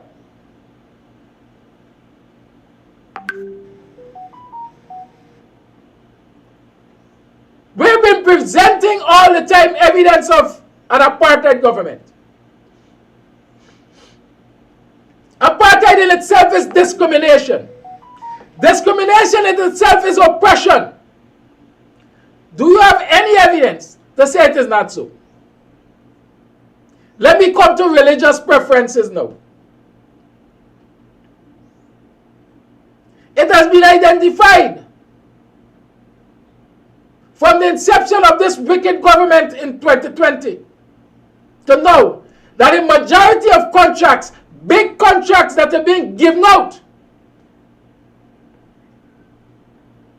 are given to the majority Muslim Brotherhood in this country. Let me call it Muslim Brotherhood. A whole heap of Muslim contractors suddenly rise up, including Mohammed's enterprise. And they've been getting multi-billion-dollar contracts. The evidence is right there. You go and check. Why is the Public Procurement Commission not functional? Because it is a checkpoint. It is one of the places where fairness is expected to take place and people are awarded contract according to set criteria. But no, the Ali-led administration doesn't see the necessity or the utility in establishing the Public Procurement Commission, because then they can't get to do it as they like. Contracts are not tendered for in this country in an open tender system, the big ones especially. People are called. They call it selective tendering. People are called and say, tender for this job. People are called and say, we got this job, do it.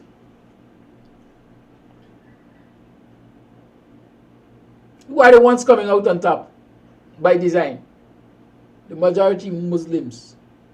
It's we time now. And so yes, there is religious preference. Yes, there is religious preference. I'm not going to name, what do you call it? Let me call it a forensic study of names. Ali Bella also 85-year-old grandmother the other day. I challenge anybody to check our religious connections. I almost could put my head on a block. Not to say I don't study these things. I am willing to put my head on a block. Should I do? Me willing for bet. There is religious preference. I said on my previous program, Guyanese must do this. Check all them communities and identify a 85-year-old or a pensionable granny that lives in conditions like the one that they just built a house and let them build a house for them. As people like to say, hell will freeze over before you see equality and fairness in that kind of mission according to the men on the mission. So Kerry Perry, don't tell me all that you've seen. Show me the evidence in the contrary. You show me the evidence in the contrary. Shanty tongue-like structures. You show me the shanty tongue-like structures that were packed on those trucks the other night or the morning to be carted away by the representatives of this apartheid and wicked government. Y'all tell me, I want y'all to show me the shanty tongue-like structure. It's caravans. They're metal frame structures. They're nicely painted. I remember seeing perhaps the one is, what we call it, rust red or something. Nicely painted. Show me the shanty tongue structures, Kerry Perry, on New Market Street. Show me that. Some of y'all just come and use y'all mouth like anus sometimes. Talk shit. There's justification for wanting order in any city. The well-being of people will trump any order you talk about in any city. And if you're talking about order in New Market Street, I've already established that there is order in New Market Street because there's a line behind which vending is allowed to take place. And so there's no real encumbrance that you people are trying to make it out to be. I saw another one early this morning, the one I was about to talk to.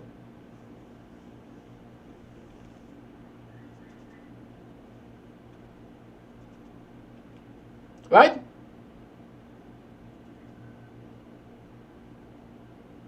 Other governments will do what other governments have to do. Other governments will work with any government. It's called international relations. Do you think the attitude of this apartheid government to Guyanese will be the attitude to other governments? No! They paint a totally different photograph, a totally different picture to other governments. They go out and hug up and shake up and smile up and laugh up with African leaders. But they oppress African people in this country. So I don't necessarily understand your point. It's a blunt one. You people are making the argument central government wants to see order in the city. Central government wants to clean up the city so when tourists come, they don't see a shanty tongue. What gives rise to shanty tongues? Poverty gives rise to shanty tongues. And if central government have people living in poverty, if you're working for more than 10 years and you could only be earning $500 a month, and central government insists on keeping you there in that level of poverty, then shanty tongues will arise. If central government insists on dismissing people because of their ethnicity and their political preference and allegiance, then those people have to find ways and means of earning. And so shanty tongues will arise if you call vending shanty tongue.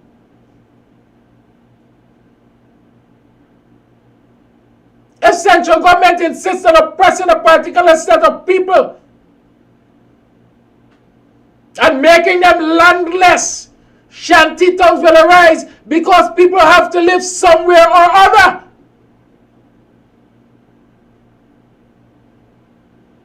And so if you don't want shanty tongues, then the central government with the resources that we now have in this country, your policies have to elevate people out of poverty. And you have to recognize that moving out of poverty is a process. It's not an overnight thing. You can't just wake up and decide that these people selling on Newmarket Street must be removed and we don't have a place to put them. There's no place for them to go to ply their trade. You have to have a policy that says, I will work with them. I will provide alternative venues for them. I will provide alternative means of employment for them.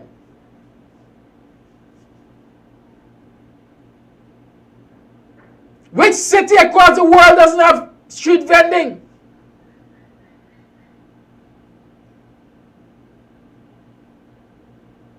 Which city across the world?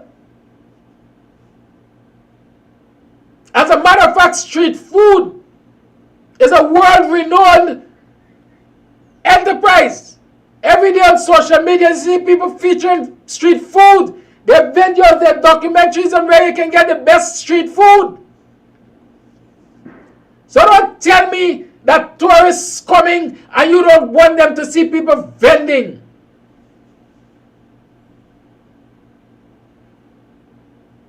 The most important element of your society, or this equation, what you want to call it, ought to be your citizens, the well-being of your citizens.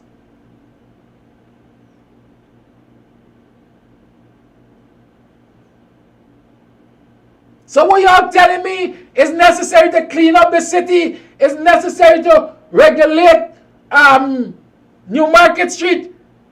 It's also necessary to have policies that lift your citizens out of poverty and policies that are fair and equitable for every citizen to have opportunities for upward mobility. So what y'all telling me, really and truly,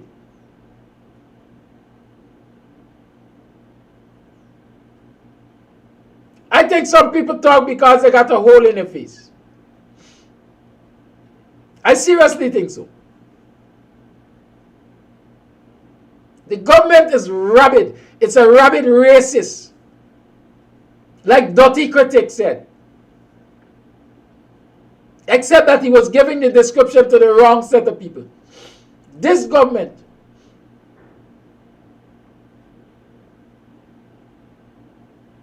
is known for racism. It encourages it among its people. I got two letters I am reminded of. Oh, I read them. Where are they?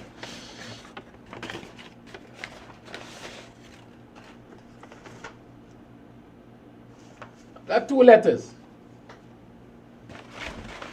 An elderly person documenting what happened to them in '64.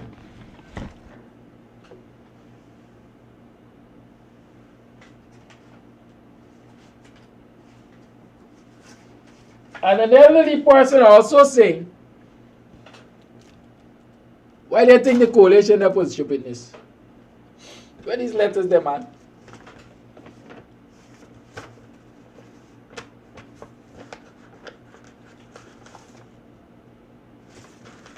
Even if a government decides that we want to regulate what is happening in a specific area of the city, there's something that is called timings. Your timing has to be appropriate. You have to be considerate. In December month, the end of the year, when a lot of people are working diligently to make good on their outstanding liabilities, It's when you gonna come and tell people we're gonna shut you down. Because we see you as a Hamburg. Anyhow, I can't find my file with these letters, man. But we're gonna talk about them. Right? We're gonna talk about them. Any caring government would have first and foremost given people a timeline by which they should make preparation to remove from where they are. A timeline. Listen, this situation has become untenable. We are not going to allow it. We are giving you 3 months, 6 months, 9 months, a year, whatever is considered reasonable time. And reasonable time can be 15 days and even a month. To wrap up your operations and relocate from here. As a matter of fact, we have done a survey of the area and we recognize that there is a vacant lot belonging to the state on East Street, close to the very New Market Street which you're occupying. And so we will ask the Ministry of Public Infrastructure or the Mayor and Town Council which has responsibility for this area to do the necessary work to make it habitable so that you can ply your trade there. So that you can ply your trade there. That is what governments that are caring do. There's nothing to say that the Ali government is caring, you know. There's nothing to say the Ali government is caring. The Ali government caring, but not for every citizen. The Ali government is not caring for every citizen. The Ali government is caring first and foremost for Indo-Guyanese. And then they break them down by political and, well, not in political, they break them down by religious association. Muslims first in Guyana now. Hindus after. Christians after. Indians first in Guyana. Then black people after. That is how this government operates. Kerry Perry, the evidence is there. I'm going to give you evidence. You're talking about evidence? I always talk about how they left market structures in African Guyanese communities to crumble. Despite the pleas of the neighborhood democratic councils for assistance to renovate and construct and enhance market structures in African Guyanese village, they leave them to crumble. They always refuse them subventions and whatever else you call it to assist in the maintenance of those structures. Instead, they come and they give them market tarmacs. Market tarmacs. Black people must only shop at Bendong Market. They must always bend over in this society.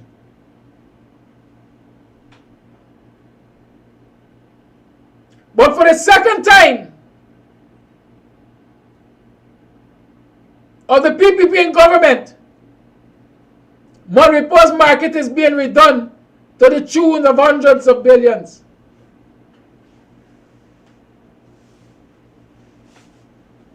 And Monrepo market is just one market because it's close to me. I like to reference it. I see it every day. But guess what? When they're redoing it with millions, hundreds of millions of the taxpayers' money,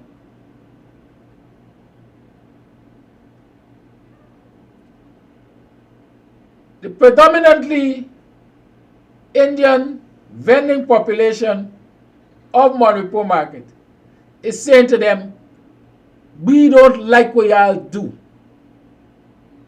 And since we don't like what y'all do, we can block out what y'all do and y'all gonna fix it. And what they say? Yes, we will do that. Yes, we'll do that. Go check the videos on social media. Go look for the reportage. I don't expect NCN and Chronicle and DPI and so on to bring it as raw as it is. But I got my sources.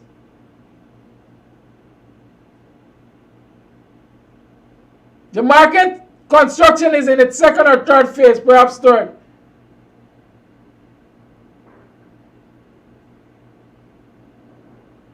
And they've had a consultation with the vendors not so long ago. And all the steel markings and so on that they put to delineate the size of the stalls, the vendors broke them out. They said, this is not what we had, this is not what we're going to take. They broke them out.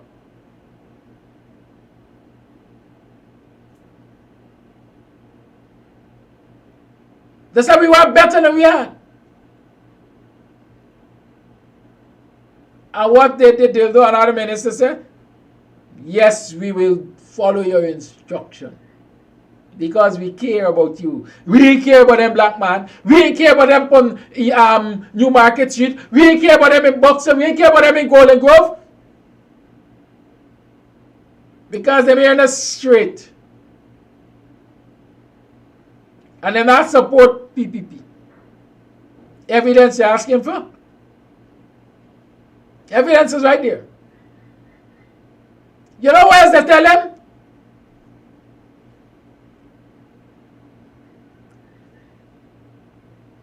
We are going to give some of the people among you contracts to build stalls in the, what you call it? I know the people are fishmongers. But I don't, the fish pond, I think we usually call them in the markets. We're not going to put those contracts out to tender. So contractors can tender for them. We will select people from among you and give them the contracts to do the stalls.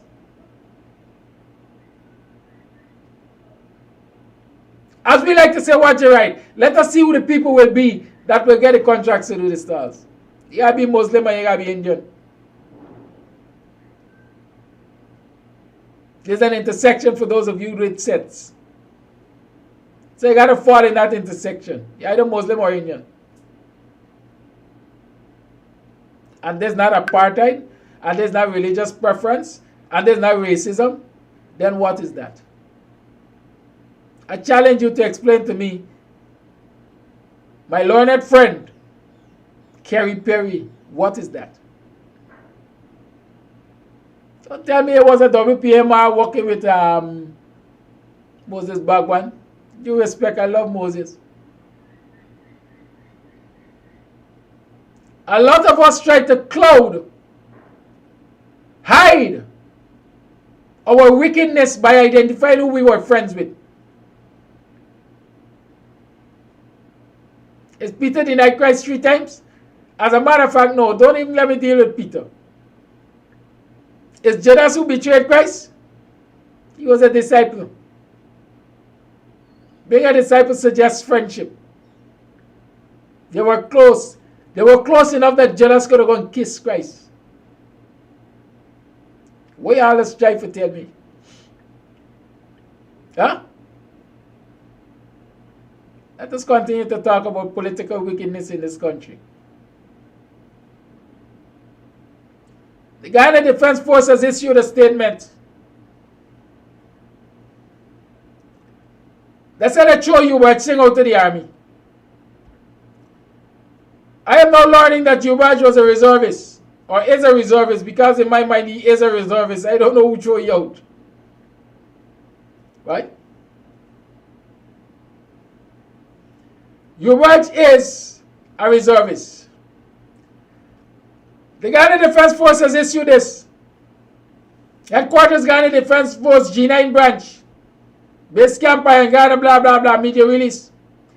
This embodiment of Staff Sergeant Yubraj Narayan from the Guyana National Reserve.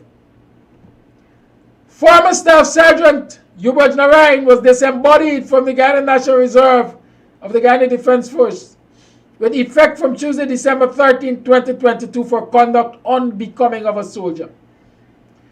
Mr. Narayan on Monday, December 12, 2022 was engaged in a civil protest action during which he uttered words that are considered to have promoted racial and religious intolerance as well as political dissonance.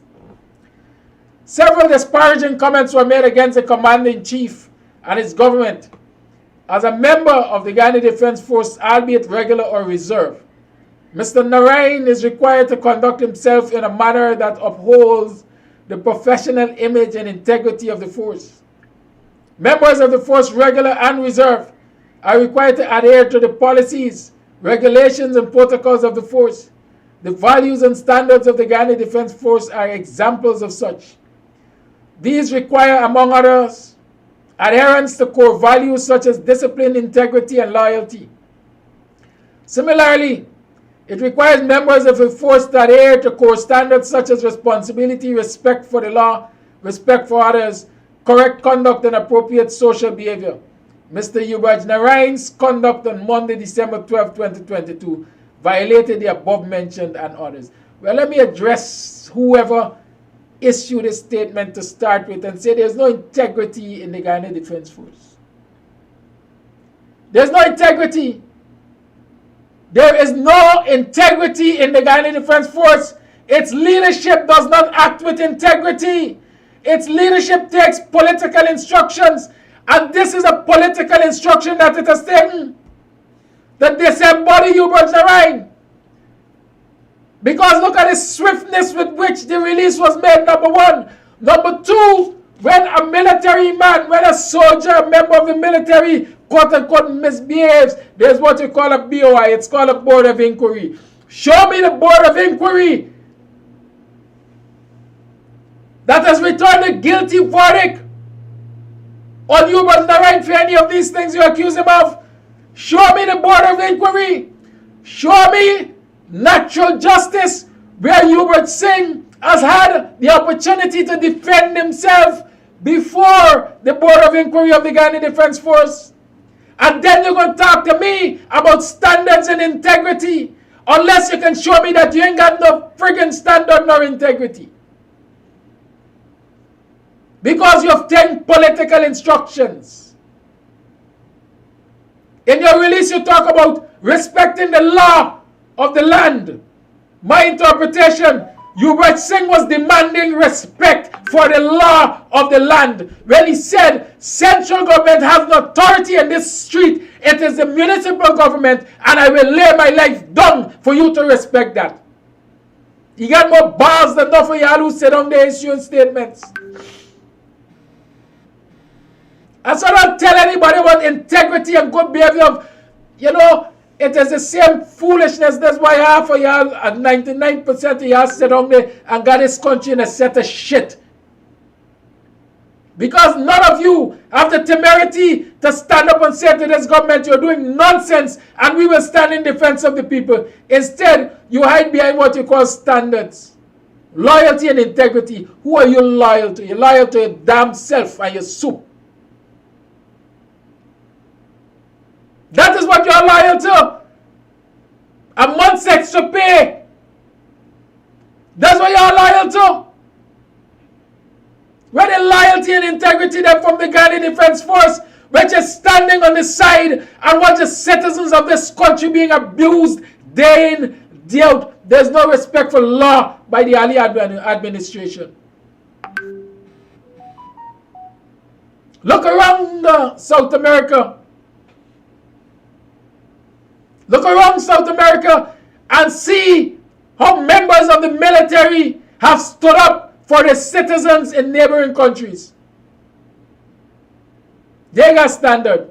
They got integrity. They got loyalty to the populace, not a politically wicked and vindictive government. And until the Guyana Defense Force could make such a stand, none of y'all ain't worth the salt. None of y'all ain't worth the paper that y'all is issuing these releases on. So in my own words, to hell was the Guyana Defense Force and their standards. They have none.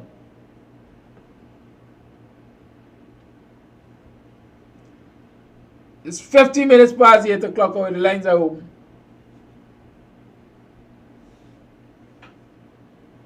Let me tell you something. I want to be president of this country. I got a basket list. I got things to do as the president of this country. The first thing I want to get rid of is that nonsense law. That said people can't talk as they like and people can't call it as they like. People's opinions must always be fitted to what the government of the day thinks. That law must go. That law must go.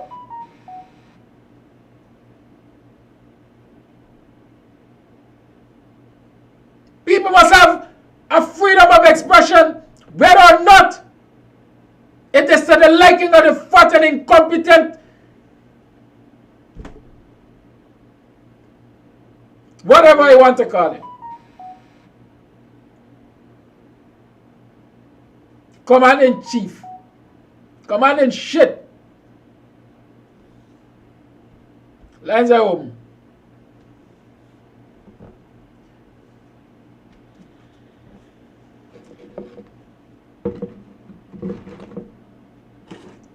Let me share with you the opinion of one who is associated with military for you.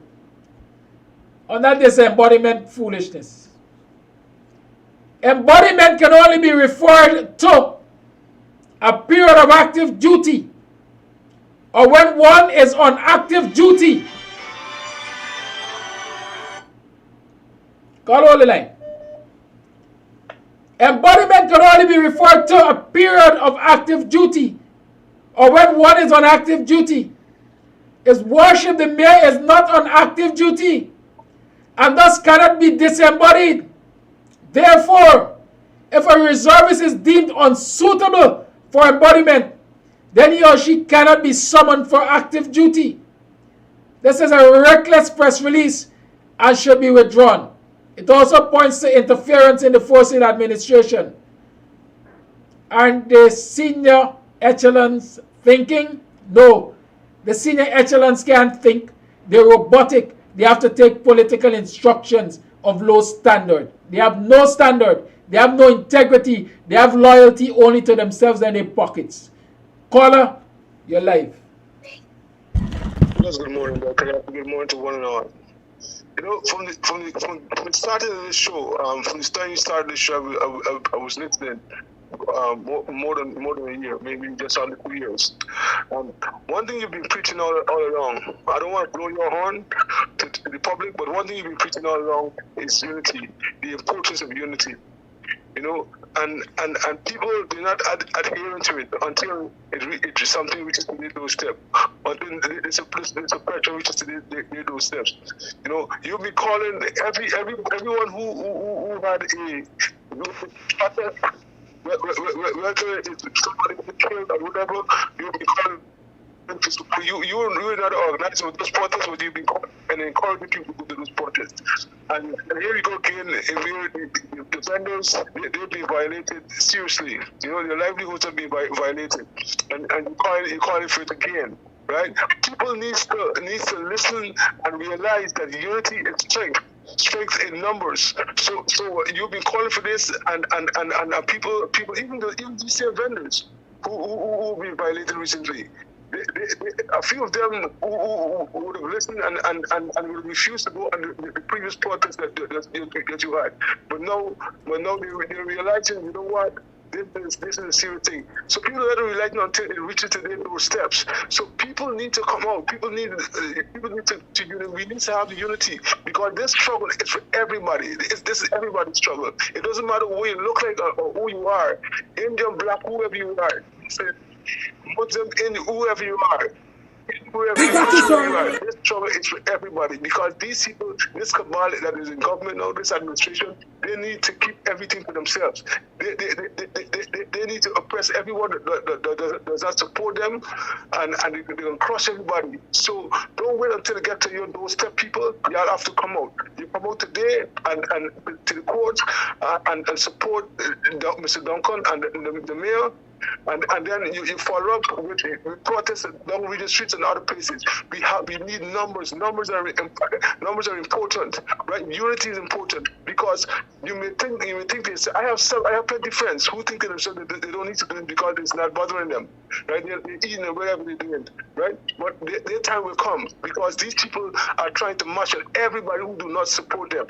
So you have to go, you have to go out and support it. Come out and protest. This is the game. Protest and be loud. You have to be loud, right? Yes, people will get injured. Yes, some people may die, right? But there's no struggle without these things, right? So we need to come out and protest and push back against this wicked and oppressive regime. Push back against them. Seriously, we need to do that. That's my time. Thank you. Thank you. Reports are that there has been a shooting at State House, including involving presidential guards and a civilian.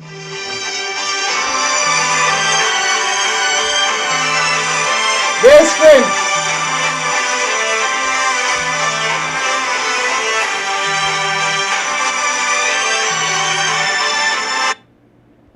Call it live. Good morning. Good morning, Mr. Kadaki. I just posted something on your program.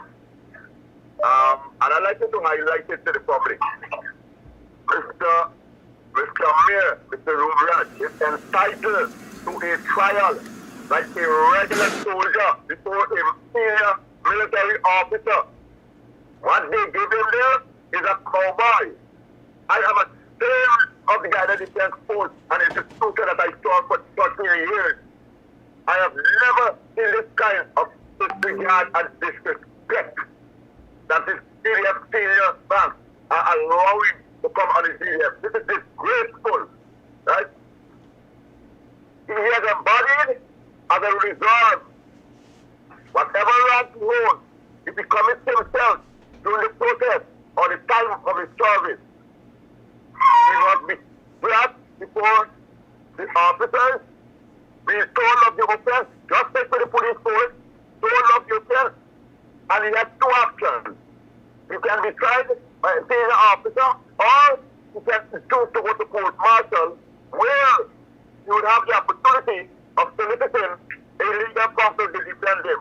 Good morning, sir. Have a blessed day. Thank you very much, sir. Thank you very much, sir.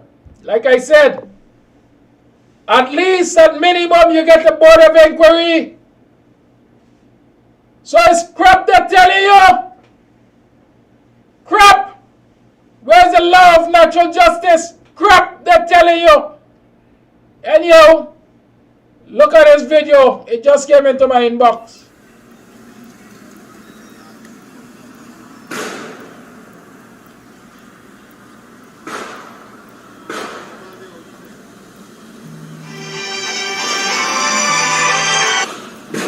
Follow the line.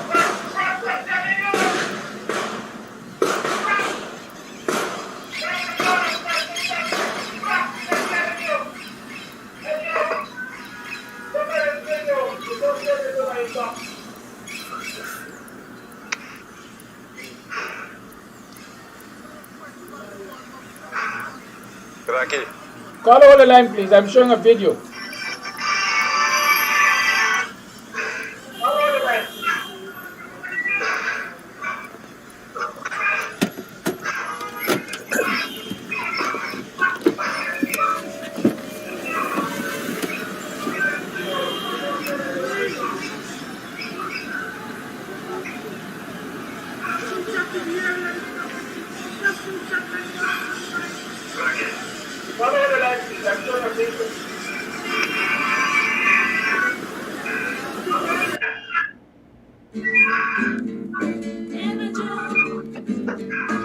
Call it live. Good morning. Yeah, good morning. Mr. Amsterdam, I support everything that you said this morning. You have said a mouthful and over. I'm calling on all civil-minded Guyanese to come out this morning. Let's show the PPP government what one Guyana is. That was demonstrated yesterday afternoon towards the mayor. Let us come out this morning and stand up before the court and support the mayor. This is ridiculous. These people have gone past the mark, they have passed the line. And it's time we stand up and defend our rights. Let's take to the streets today. People have no fear, and I'm making this clear to the Guyana police force. Should one shot be fired to anybody, it will be a difference. Thank you. Good morning. Thank you for your call. Shots fired at State House. Civilian involved. I'm getting varying reports. We're going to follow it up. People must take a stand.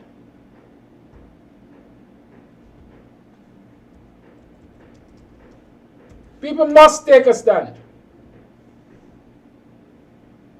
We can't continue with this abuse. Why should we?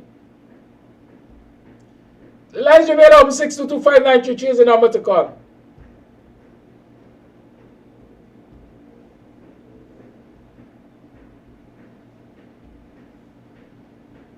Call it, let's talk a thing. Call it live, good morning. Yes, good morning. I just saw the thing on the thing like I am weak to my knees anyway. People gotta come out and support the mayor because the mayor did something. And the thing where you spoke about, I could remember years ago when in front was Minister of Housing. They were issuing lands, and a set of Indian teachers went to obtain lands. Some of them dress up in the national wear, the sindoor and so, and they had Muslims. And the teachers reported that all the Muslim women were being given house lots, and all the Hindus were given nothing. When in front came in, started to think, I wonder what was it between the Muslims and the Hindus, and why did they choose a Muslim, Nandalal and Bharat. But now in front get feathers, he's flying, and he's trying to make certain he puts his people into prominent places in Guyana. And he is not going to take a back step in making certain that his Muslim brethren get the best of Guyana. And if you look at Muslims, Muslims like to be on top.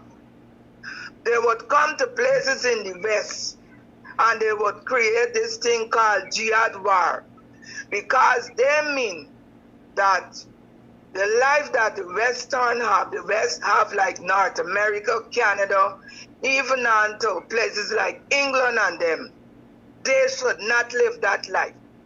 Because at a certain point, those countries make certain, and if they're treating the women badly, they don't do it as full-blown as the Muslim fraternity.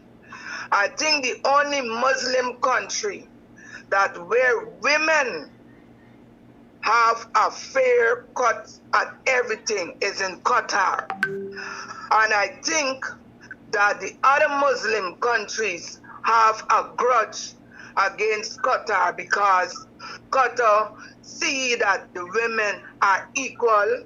They realize that women cause them to be here. So they treat women with that respect. And because these people in that country, there is a problem within the Muslim fraternity. Now I looked at videos there last night, and I saw what happened to the mayor. And in front should not be annoyed. The mayor has stooped to make a common ground with in front.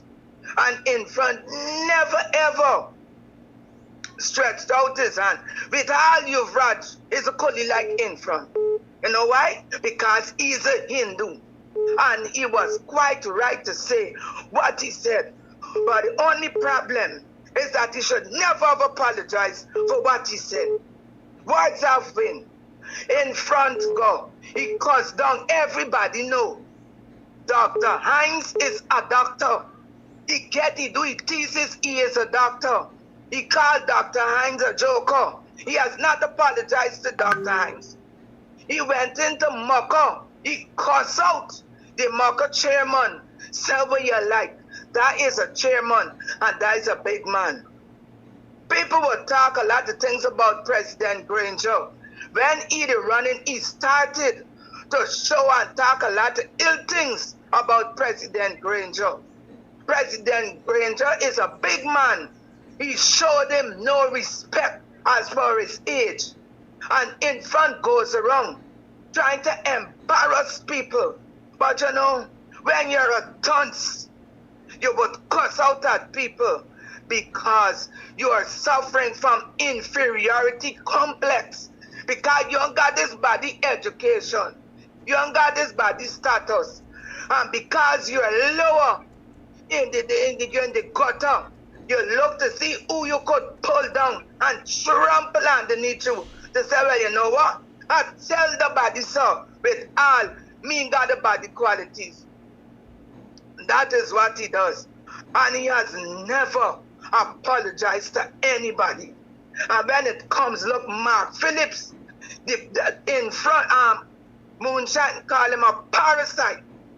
He look at Ejil, he tell Ejil, shut up, don't make noise. And they have never ever apologized to those black man them that in what it said that they gave them high standing. They have never apologized to them. And that is what they go through. So if a coolie call another coolie, you've read a coolie call in front of coolie and say you hate me because you're a Muslim and me a Hindu. I don't see why they should charge him. But I want to see if they could find out what class they charge in the under. A class is the two-law Roysdale Ford. And I know they're going to get justice because I know Roysdale don't know what part of the law book to attack the charge on. The charge shouldn't stand up in court. And I hope people, y'all go. Y'all here will go on at State House. You don't know it's who to shoot down. And this means that they have started in war. This hate signifies that social unrest has begun. And look when he going light up, he imported such a big snowman looking like himself. And he put it all around. When was emancipation? He made certain he had boat crews to distort emancipation. Now Christmas is a Christian holiday, and a lot of them with Kimara and Sindur buying more things than black people for Christmas. Now look, this is this going, you don't know how far the shooting going to lead to. The thing we do to the mayor, we don't know how far it's going to be leading to. A couple days before a holiday. Bye-bye. Thank you for your call. I see Joy Fraser. Joy Fraser, I see. I don't know who you are. Like I usually say, it can be anybody behind social media. Joy asked the question, when you were arrested, Mr. Amsterdam, who came out and supported you? What makes the mayor different or so special than you? Just asking. Well, let me explain to you. The mayor is not special than me. We all are special in our own right. We all choose our activism. And I'm not going to say because according to you, nobody came out to support me, nobody must go to support the mayor. I maintain this and I will explain to you again. My activism is not about individualism. My activism is against a system that is wicked and corrupt and vindictive and racist. That's my activism. The mayor is in the same fight as I am against a wicked and corrupt and vindictive system. And so I don't care who called for support when I was arrested, or who came to support when I was arrested. I am saying again, the enemy of my enemy is my friend. And for as long as we are fighting for the same causes, I will support whoever is fighting that cause. And Hubert Lorraine is fighting that same cause.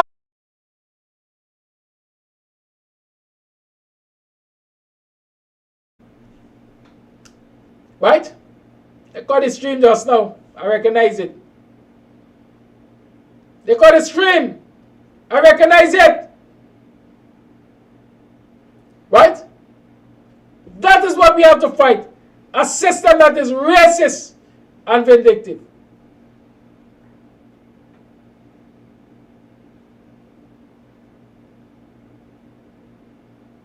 Don't come and put doubt. Don't ask me who was out there with me and why now I'm calling for people to be out there with you, Raj. There are people who are out there with me.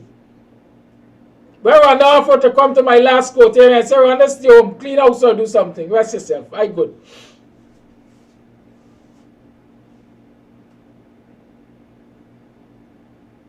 Paul from Sheriff Street turned up at my last court hearing, or the one prior to the last.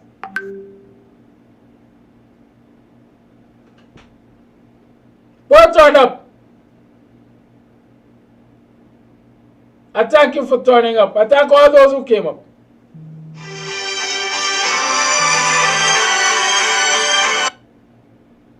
But not because, according to y'all, they turn up for me, I can tell them don't turn up for you, Raj. I can tell them turn up for the cause. That is what we're fighting together, the cause.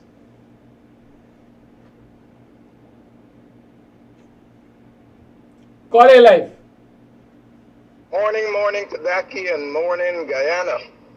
I stated yesterday in my call that Guyana should have been a long time ago in turmoil because apparently we only want to see, and that goes for a lot of the Koli people, they only want to see what they're getting from the coffers of the state. And we, the Africans, simply sat back and take it. Now, they've showed up a little bit. It should have been a definitely much more show of force. Lots and lots of women out there I have seen. And we've got to get the men for reinforcement.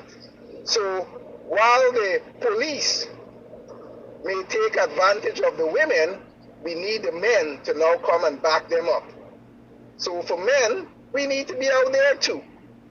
So it cannot be the women leading from the front, and I guess they have seen that, they have actually taken that position. And I guess in life, a lot of women do the leading and the men following. So we've got to understand what these people are doing. Now, in my belief, the whole Constitution needs to change. How are you going to have a mayor and the central government overriding that thing? It seems like the Constitution is the issue.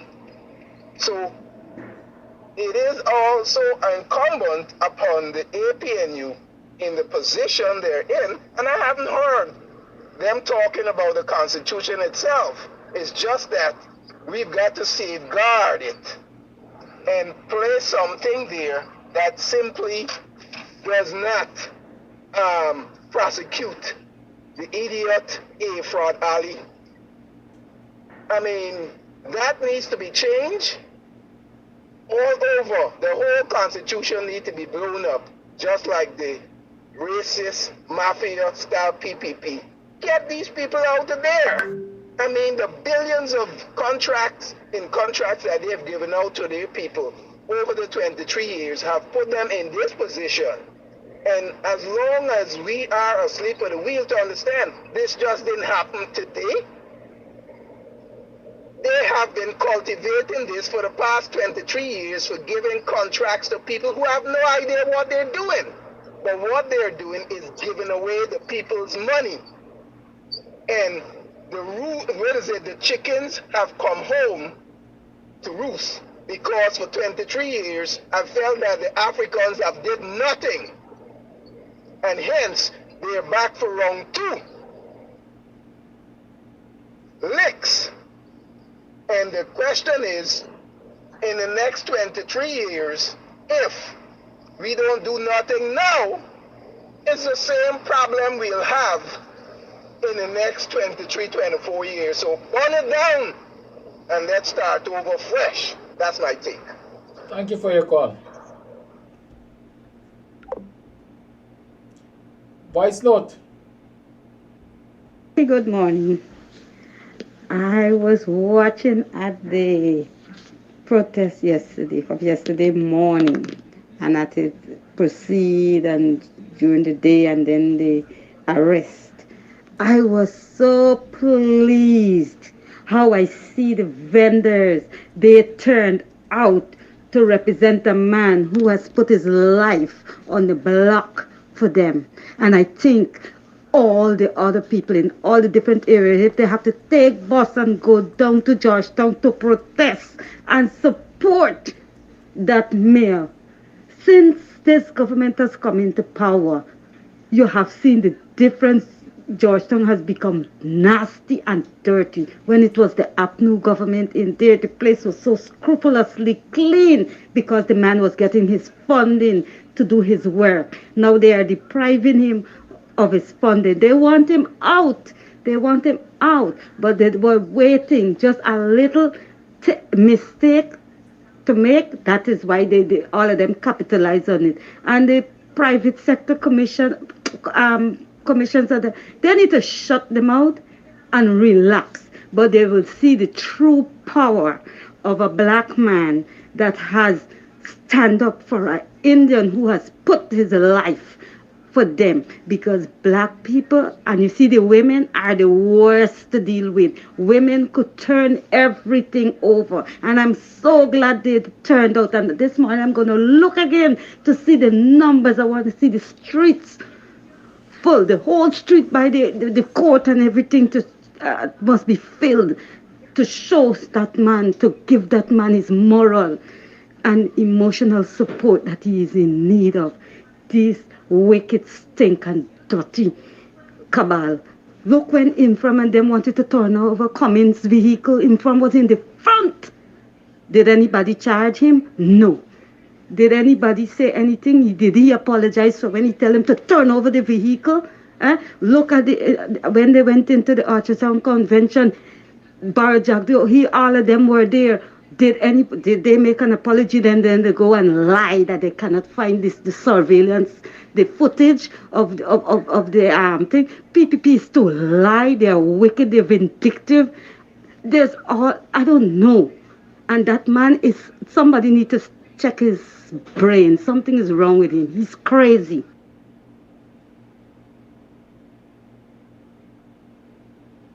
Lines remain 6225933 is the number to call.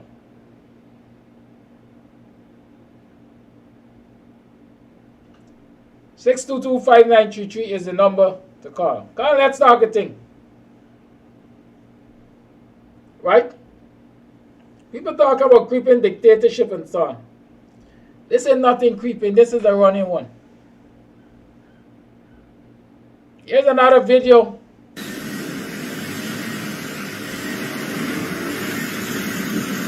Outside State House.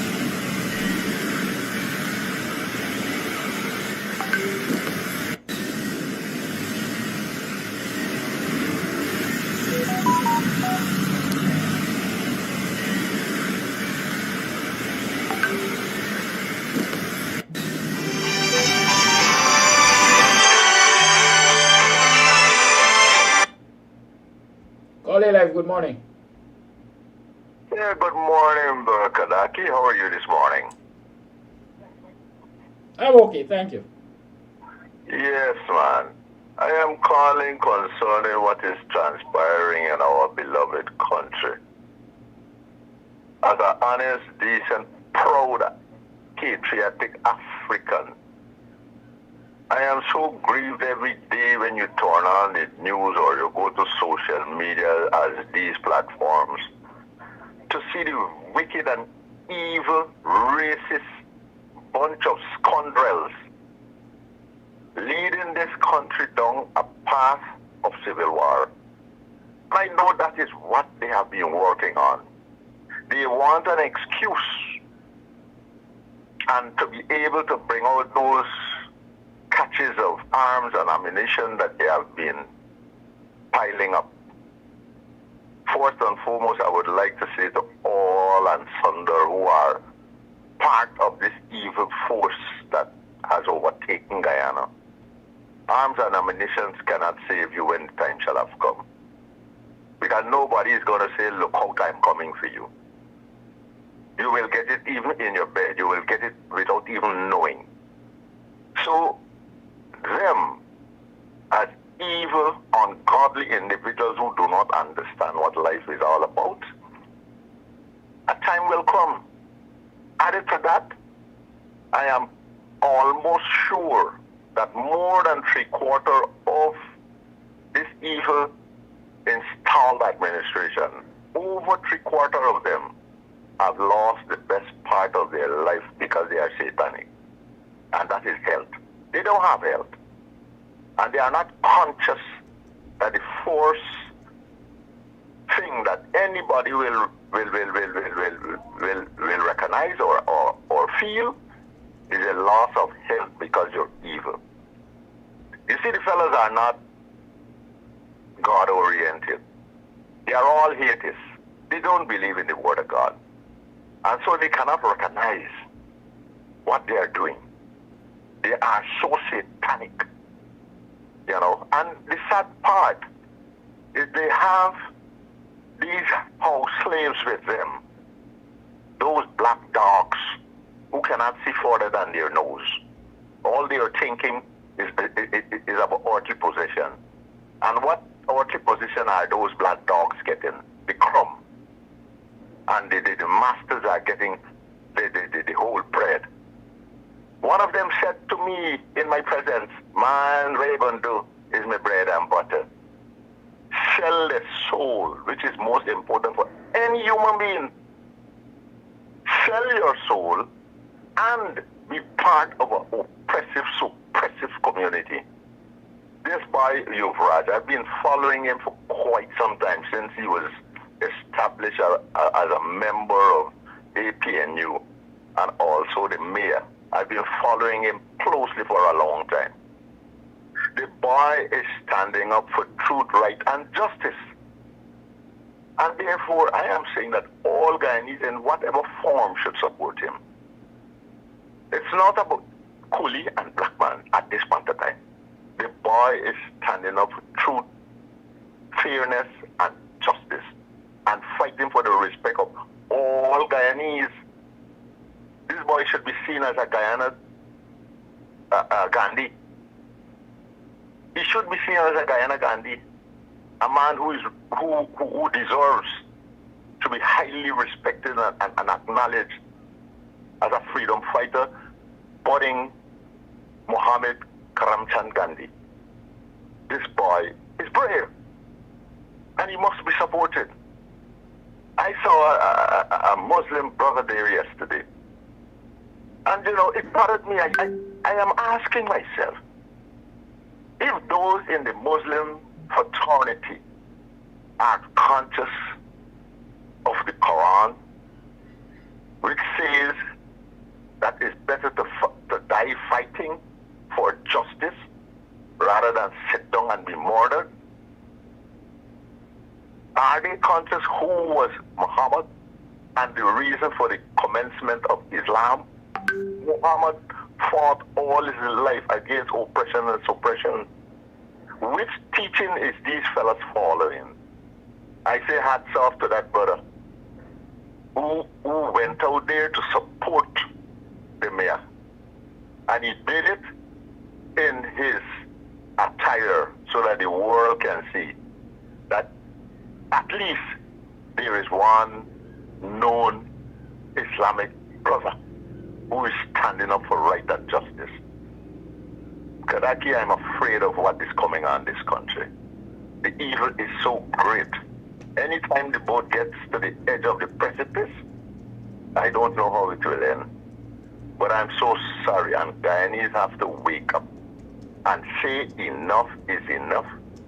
And I am saying, as a patriotic, proud African, the time has come for a pushback in whatever form it takes. This racist, evil nonsense must stop for the betterment of this country. Look what is happening at Moropo. Those people rejected the stands that are being constructed presently at the Moropo market that they're doing. They went there and dismantled and destroyed all of them. Why the police did not go there and arrest those people and charge them for destruction of public property? None of that was done. And yet that criminal political leader that we have called himself BJ have the gall to say where is the evidence of discrimination. It is blatant and everybody has eyes to see. Anyhow, Kadaki, I wish you all the best, you and all the other fellas who are carrying the fight. May God help us to overcome this evil for the betterment of the nation. Have a blessed day. Thank you for your call. So I see Big Shit is updating that there are 3 persons who have been injured because the presidential complex or State House was breached. The compound of State House was breached. I pray for many more breaches. Many more breaches.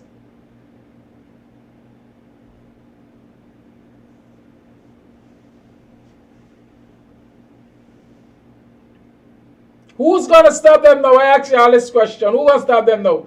Somebody got to stop them. Somebody got to be prepared to take one for the team. I will maintain that. I don't care who say violent and this and that. Somebody got to take one for the team. Good morning, Kadaki. This morning I just want to say kudos to those brave women yesterday. The time has come. The time has come. And I believe Guyanese are not going to sit back anymore. The time has come. The time has come. Mayor, oh my God, you laid your life for the poor people. Sherrod, you laid your life and you continue to lay your life. Kudos to you guys. Kudos. The time has come. Irfan Ali, your wickedness upon those people in Guyana. Keep watching. The time has come. They're not going to sit back anymore. Keep watching, Irfan Ali. Keep watching. Voice note. Good morning, Kadaki and your audience. Kadaki, sorry. I'm still angry from yesterday. What I want to say is that I think that Guyanese should get up off their behinds this morning and go out there to support the cause. This is not time for who politician like who politician. If this body go in, this body ain't going and all that nonsense. Now is the time to get up, stand up, and fight for what you believe in. The image yesterday of the mayor and the people's reactions shall remain a constant in my mind. That is what you call national unity, not the foolishness that we keep seeing on social media. That's a no-no. We need to deal with the real issues. And for those supporters of the government who continuously ignore the issues and come with this tit for tat, y'all need to wake up. Y'all need to wake up too, because this is not affecting one ethnicity. This is affecting all ethnicities. And what was that image yesterday should tell you guys something. You know, for me, that is an orchestrated attack on the mayor by the sitting government. And therefore, the people on the ground need to push back and let them understand that they're not stupid. You might be watching things, but they're not stupid. It's time for Guyanese to wake up. Thank you for that voice note. Wake up, everybody. No more sleeping in bed. Voice note. Good morning, Kadaki. Regardless of how Guyanese think or feel, at the end of the day, rich people don't like to lose what they acquire. Fear of foul means. Yes, and I think the only... You're live. This is International Call. I recognize. I'm calling to tell you, continue the good work that you are doing. I am a 100% Guyanese. And I think at this time, Lyndon Tabb Sampson is rolling in his grave to see what is happening to this country. This regime that they have there want to make Guyana an apartheid. That the black race should be in the gutter and they should be up top. But this is time that Guyana should wake up and fight with any tools necessary to win. There are times you got to fight fire with fire. And guys got to come out now, men and women, and support this mayor. This mayor is not looking at color. He's looking at the Guyanese. And this is the type of leader we want.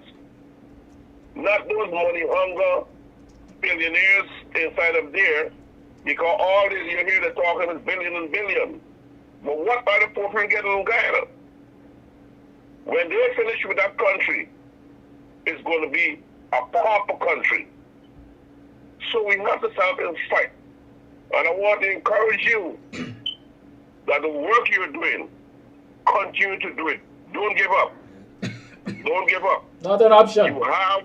You have the overseas support. Don't give up. Thank you. Thank you, caller. Back to that voice note. The thing that can save Guyana right now is for people to start destroying what stands before them. Many of those who acquired those monstrosities as building and business places didn't get it through fair means. Most of it comes from Guyana's oil wealth or patronage previously acquired through the nefarious 23 years of the PPP. It's time to start destroying, and they themselves will turn against that racist administration. You cannot sit back and take all this battering. There comes a time when you have to make sacrifices. Lives will have to be lost. But at the same time, it will galvanize the world to come to the fore in Guyana to say, well, hey, why is this happening? And then more of the truth will come out. Why are Guyanese sitting down and taking the scrap? Start tearing down, burn down. Do what you have to do to gain attention with all these multi-billion-dollar investment that is going on in Guyana. Do you think they will sit by idly and see destruction to the magnitude of what will bring them to the table? They wouldn't. They would come and get stability. And I'm saying, time Guyanese wake up, get off their...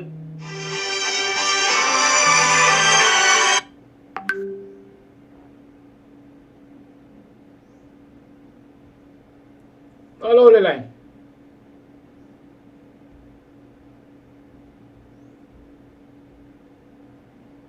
The laurels and start doing something to gain attention. This is not good enough.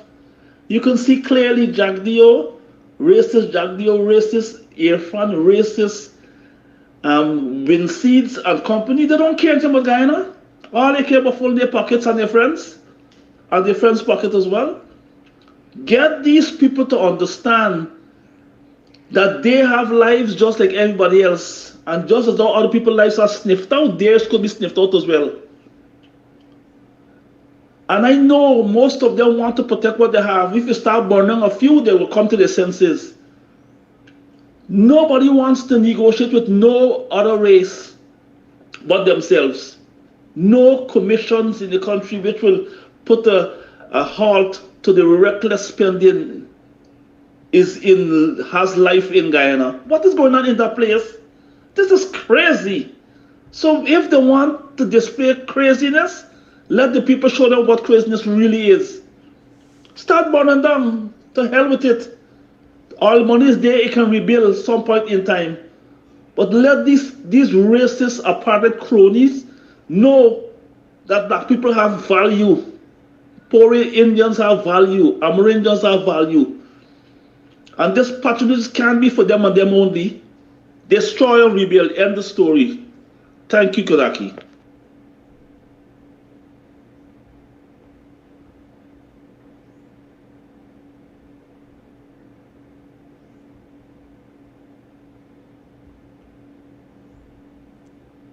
There's a video of what was transpiring at State House.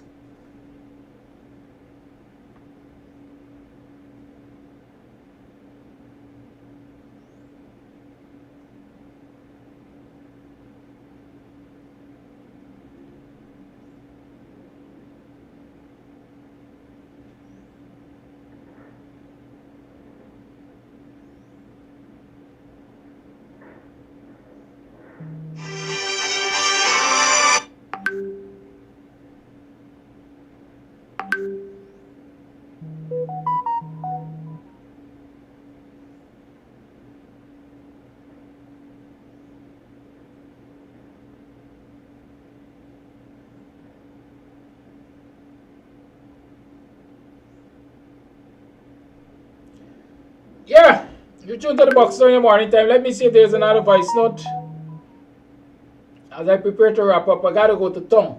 I gotta go in front of the courts. I gotta support the cause. Voice note. Hi, Kodaki. A pleasant good morning to you, sir, and the viewers. I am right now. I take a stand. I am calling on the Guyana Defense Force General to shut the country down. And if you don't want to do that, I'm calling to the person second in charge.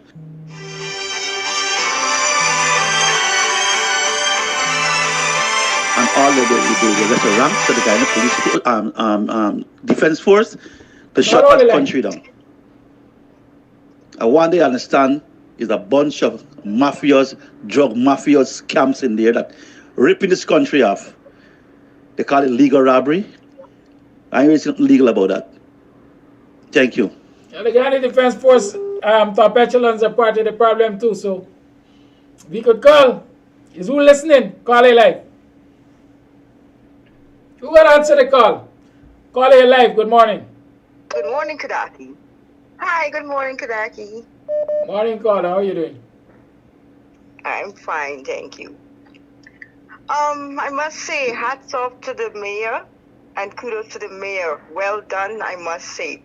It's like, he's like representing the poor people and the much fortunate people, the much unfortunate people, I should say. It's like we have our own Superman. We have our own very own Superman there. I must say that he's doing a great job and he's representing the people, and the PPP does not like that because they want to get him out of there. That's why they're stifling him and they're not giving him.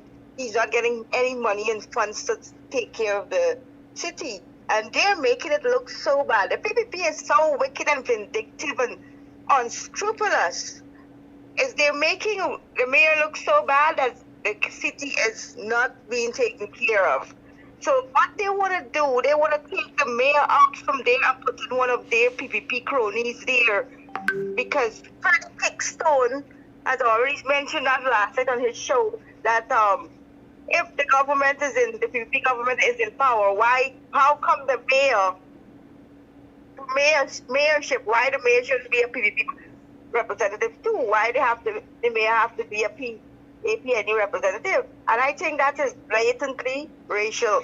That is so racial. And they're saying to people, Kadaki, they're mentioning this every day. They're saying that Balrajak there is going on social media and blatantly lie and discriminate the people, and they're not seeing it, and they're not accepting that this is an apartheid state, when all that matter is the PPP cronies and the supporters of the PPP is what have say and who has rights and who is being taken care of.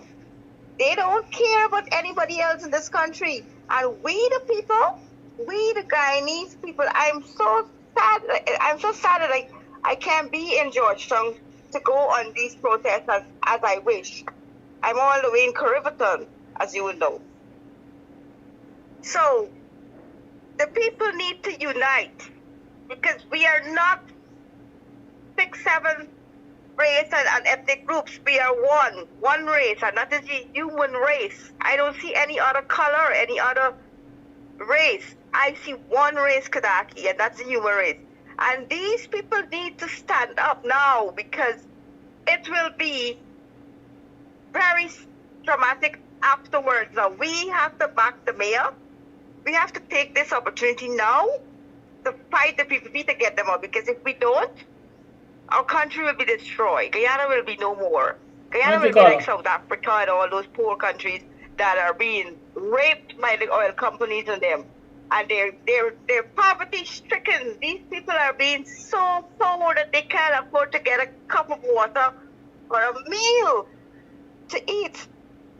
You know, and this is very sad, and I see Guyana going in that direction. I don't see Guyana, what they're saying as they want to take it up to Dubai. They want to make Guyana second Dubai. That will never happen with the PPP there. And they're taking this money out of this resource fund.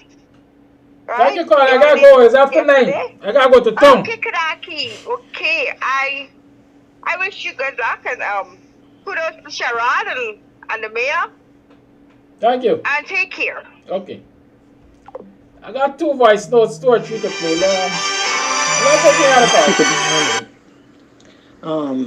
I want to highlight something. They have a vehicle that coming through streets of Buxton. I don't know if they're going elsewhere. Say they're fogging places. I'm not taking more calls. I have to go. Say they're fogging out. The chemical that they're using is harsh. Let me tell you something. They passed through a few days ago in my area, side 9. And when they passed, whatever they used, it got us coughing, burning of eyes and nostril. Till now, I have this cough in my voice. I felt like something locked off my throat. I'm still in pain in my throat. When you're doing these things, you need to notify people. You must notify people so that they can know to protect themselves, like closing the windows and putting on some nose guard or something. Those people say they're fogging mosquitoes. They're not fogging mosquitoes. They come for kill people. Because this thing, you know, I'm still sick. My throat, still coughing. I know they have something going around, but I hadn't it. My granddaughter, she coughed all night. My son. Even people that were in my business place complain about what thing. You know, they need to notify people. And I'm saying to you, don't bother with that fool, whoever that jackass is, that is saying who didn't come out for you and didn't come out for you. That's to show who they are. You're fighting for everyone, not for yourself. And don't listen to them. Things gonna change. And when you do come to, you are the backbone of what's going on. Because you on the line, you're going out there, even by yourself. You're going out there. Sherrod and all of them, thanks to them too. But you are the true leader because you fear nothing. And I like people like you. I like people like you. We have to shut down the country. We are going to shut down the country. We are going to... No one should go buying stuff from these people. Shut the country down. Let's get a day. We going. Today's court day. I'm going to crawl out. I'm not feeling well, but I'm going to come out. And not only for today, every day. We're going to go block stores, shut down all black man who want to make themselves for fools, for go spend their money at the holy places. They got this Spanish people got hot dogs stand all over the blasted place.